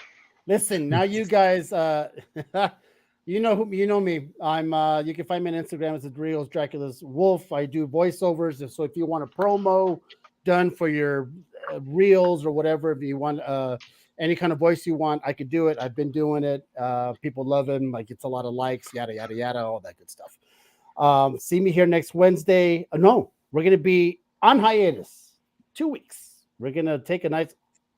Oh no, shit! I'm Dude, not. do it. You're Let right. me do that. You're Let right. me do I it. saw Let your me do face. that. I saw your face. I You're want to right. slap this shit out of you for You're this. right. Next week. Wow. Who do we So, got? go ahead. You because you fucking booked them. I did. You I should did. I know. booked it. So next week we got John Boy Mayers. He's coming on. He was on our last podcast that no longer exists. So it's going to be a first time on the comic menu. So John Boy Myers is going to be on. We're going to talk about what he's working on and all that good stuff. He's always a good dude. He likes to geek out like the rest of us. So tune in next week. It's going to be pretty good, man. This guy, I can't believe I you forgot. forgot. I'm off. I'm And off. then then the following week we do have the end of the year. We're gonna be up 2 weeks after that. Yeah. Damn, this guy, he needs a memo. But we are gonna. I want to plug in this real quick. The comic capsule. I just got these in a couple of days ago. They're awesome to hold in your comics. I have one right now in there. I have the Ultimate Fallout, the blank. I want to get something done later, but I like how it protects your stuff. I just want to promote it real quick. But yeah, next week we do have John Boy Mayer. Tomorrow we do have, and he forgot again, is that we do have our movie reviews with Shannon and Mandy. We do this every week or every 2 weeks whenever we can. We are going to talk about Christmas stuff. It's completely the opposite. We're not going to nerd out like we did tonight. Caesar is going to be more relevant in this conversation tomorrow only because he watches movies, obviously. And I read. Whatever. And thank you very much, Joe, for tuning in today. No problem. And talking about it. We are going to share it out when we can. Let us know when the Kickstarter the Indiegogo goes live. We can share it out. I'm glad Thoro talked about it last week. And we talking about it this week. The more traction we can get you, the better. Because people need to have, at least have the conversation needs to be there. Yeah, well, good. We're halfway to our newsletter goal. We're trying to, get our signups because the more people who do pre-signups, the more maybe Indiegogo will say, "Hey, let's actually show these guys to the world." So, one question: what would you say? If you guys have ever done Indiegogo, should we be in the comics section or in the filmmaking section? What would you guys do? I would say comics. Yeah, that's what I kind of figured. It was kind of like an internal discussion. That's going to be those are the people who are going to be focused on. 100%. That's where we're at. Those are the people that are going to better understand what your documentary is about. Yeah, and, that's exactly where we're at. They're going to be more willing to fund it. And yeah, so. Agreed. And we're going to be doing some other things. We're going to be running some ads. We're actually going to be doing a couple giveaways with some slabs that were donated to us. So we'll be running those on Instagram. So whoever's watching, if you want to win some slabbed comics, it's going to be at Surviving Comics. We're going to be running those giveaways in the next couple weeks. I wanted to give a shout out to these guys, all of you guys, for being a guest, and for Nat she had to drop out earlier for other issues, but for everyone for jumping on today. It was a geek out show beyond. The comic menu, try to keep it kind of positive. If you want your shit spicy, go check out these two mofos because they don't hold back on their show. It's their show. Thoro and Ish, when they get to talking, if you've never seen their shit and you want like the juice and the drama and all the stuff, juice and steroids. Go check out those dudes, man. They don't hold back. They don't give a fuck. They don't care. And thank you everybody that's been here. We hit 26K in a few months. It took us about 7 months to hit 26K. Yeah. We were able to do like a last minute charity last week, and it was for a local animal care service. We did raise $360, and this is what they're bidding on. Yep. Rogue Gambit, Glow in the Dark. I love it. It was from Anazao. Mm-hmm. So I want to give you a shout out. We just turned in the check today, and it was me and my kids. And there you go. And appreciate y'all. Honestly, we couldn't do it without y'all. With that being said, thank you very much for tuning in. Thank you guys for coming in today. Peace. Absolutely. Peace. Caesar's never gonna read anything. Just to let y'all know. Immortal Thor.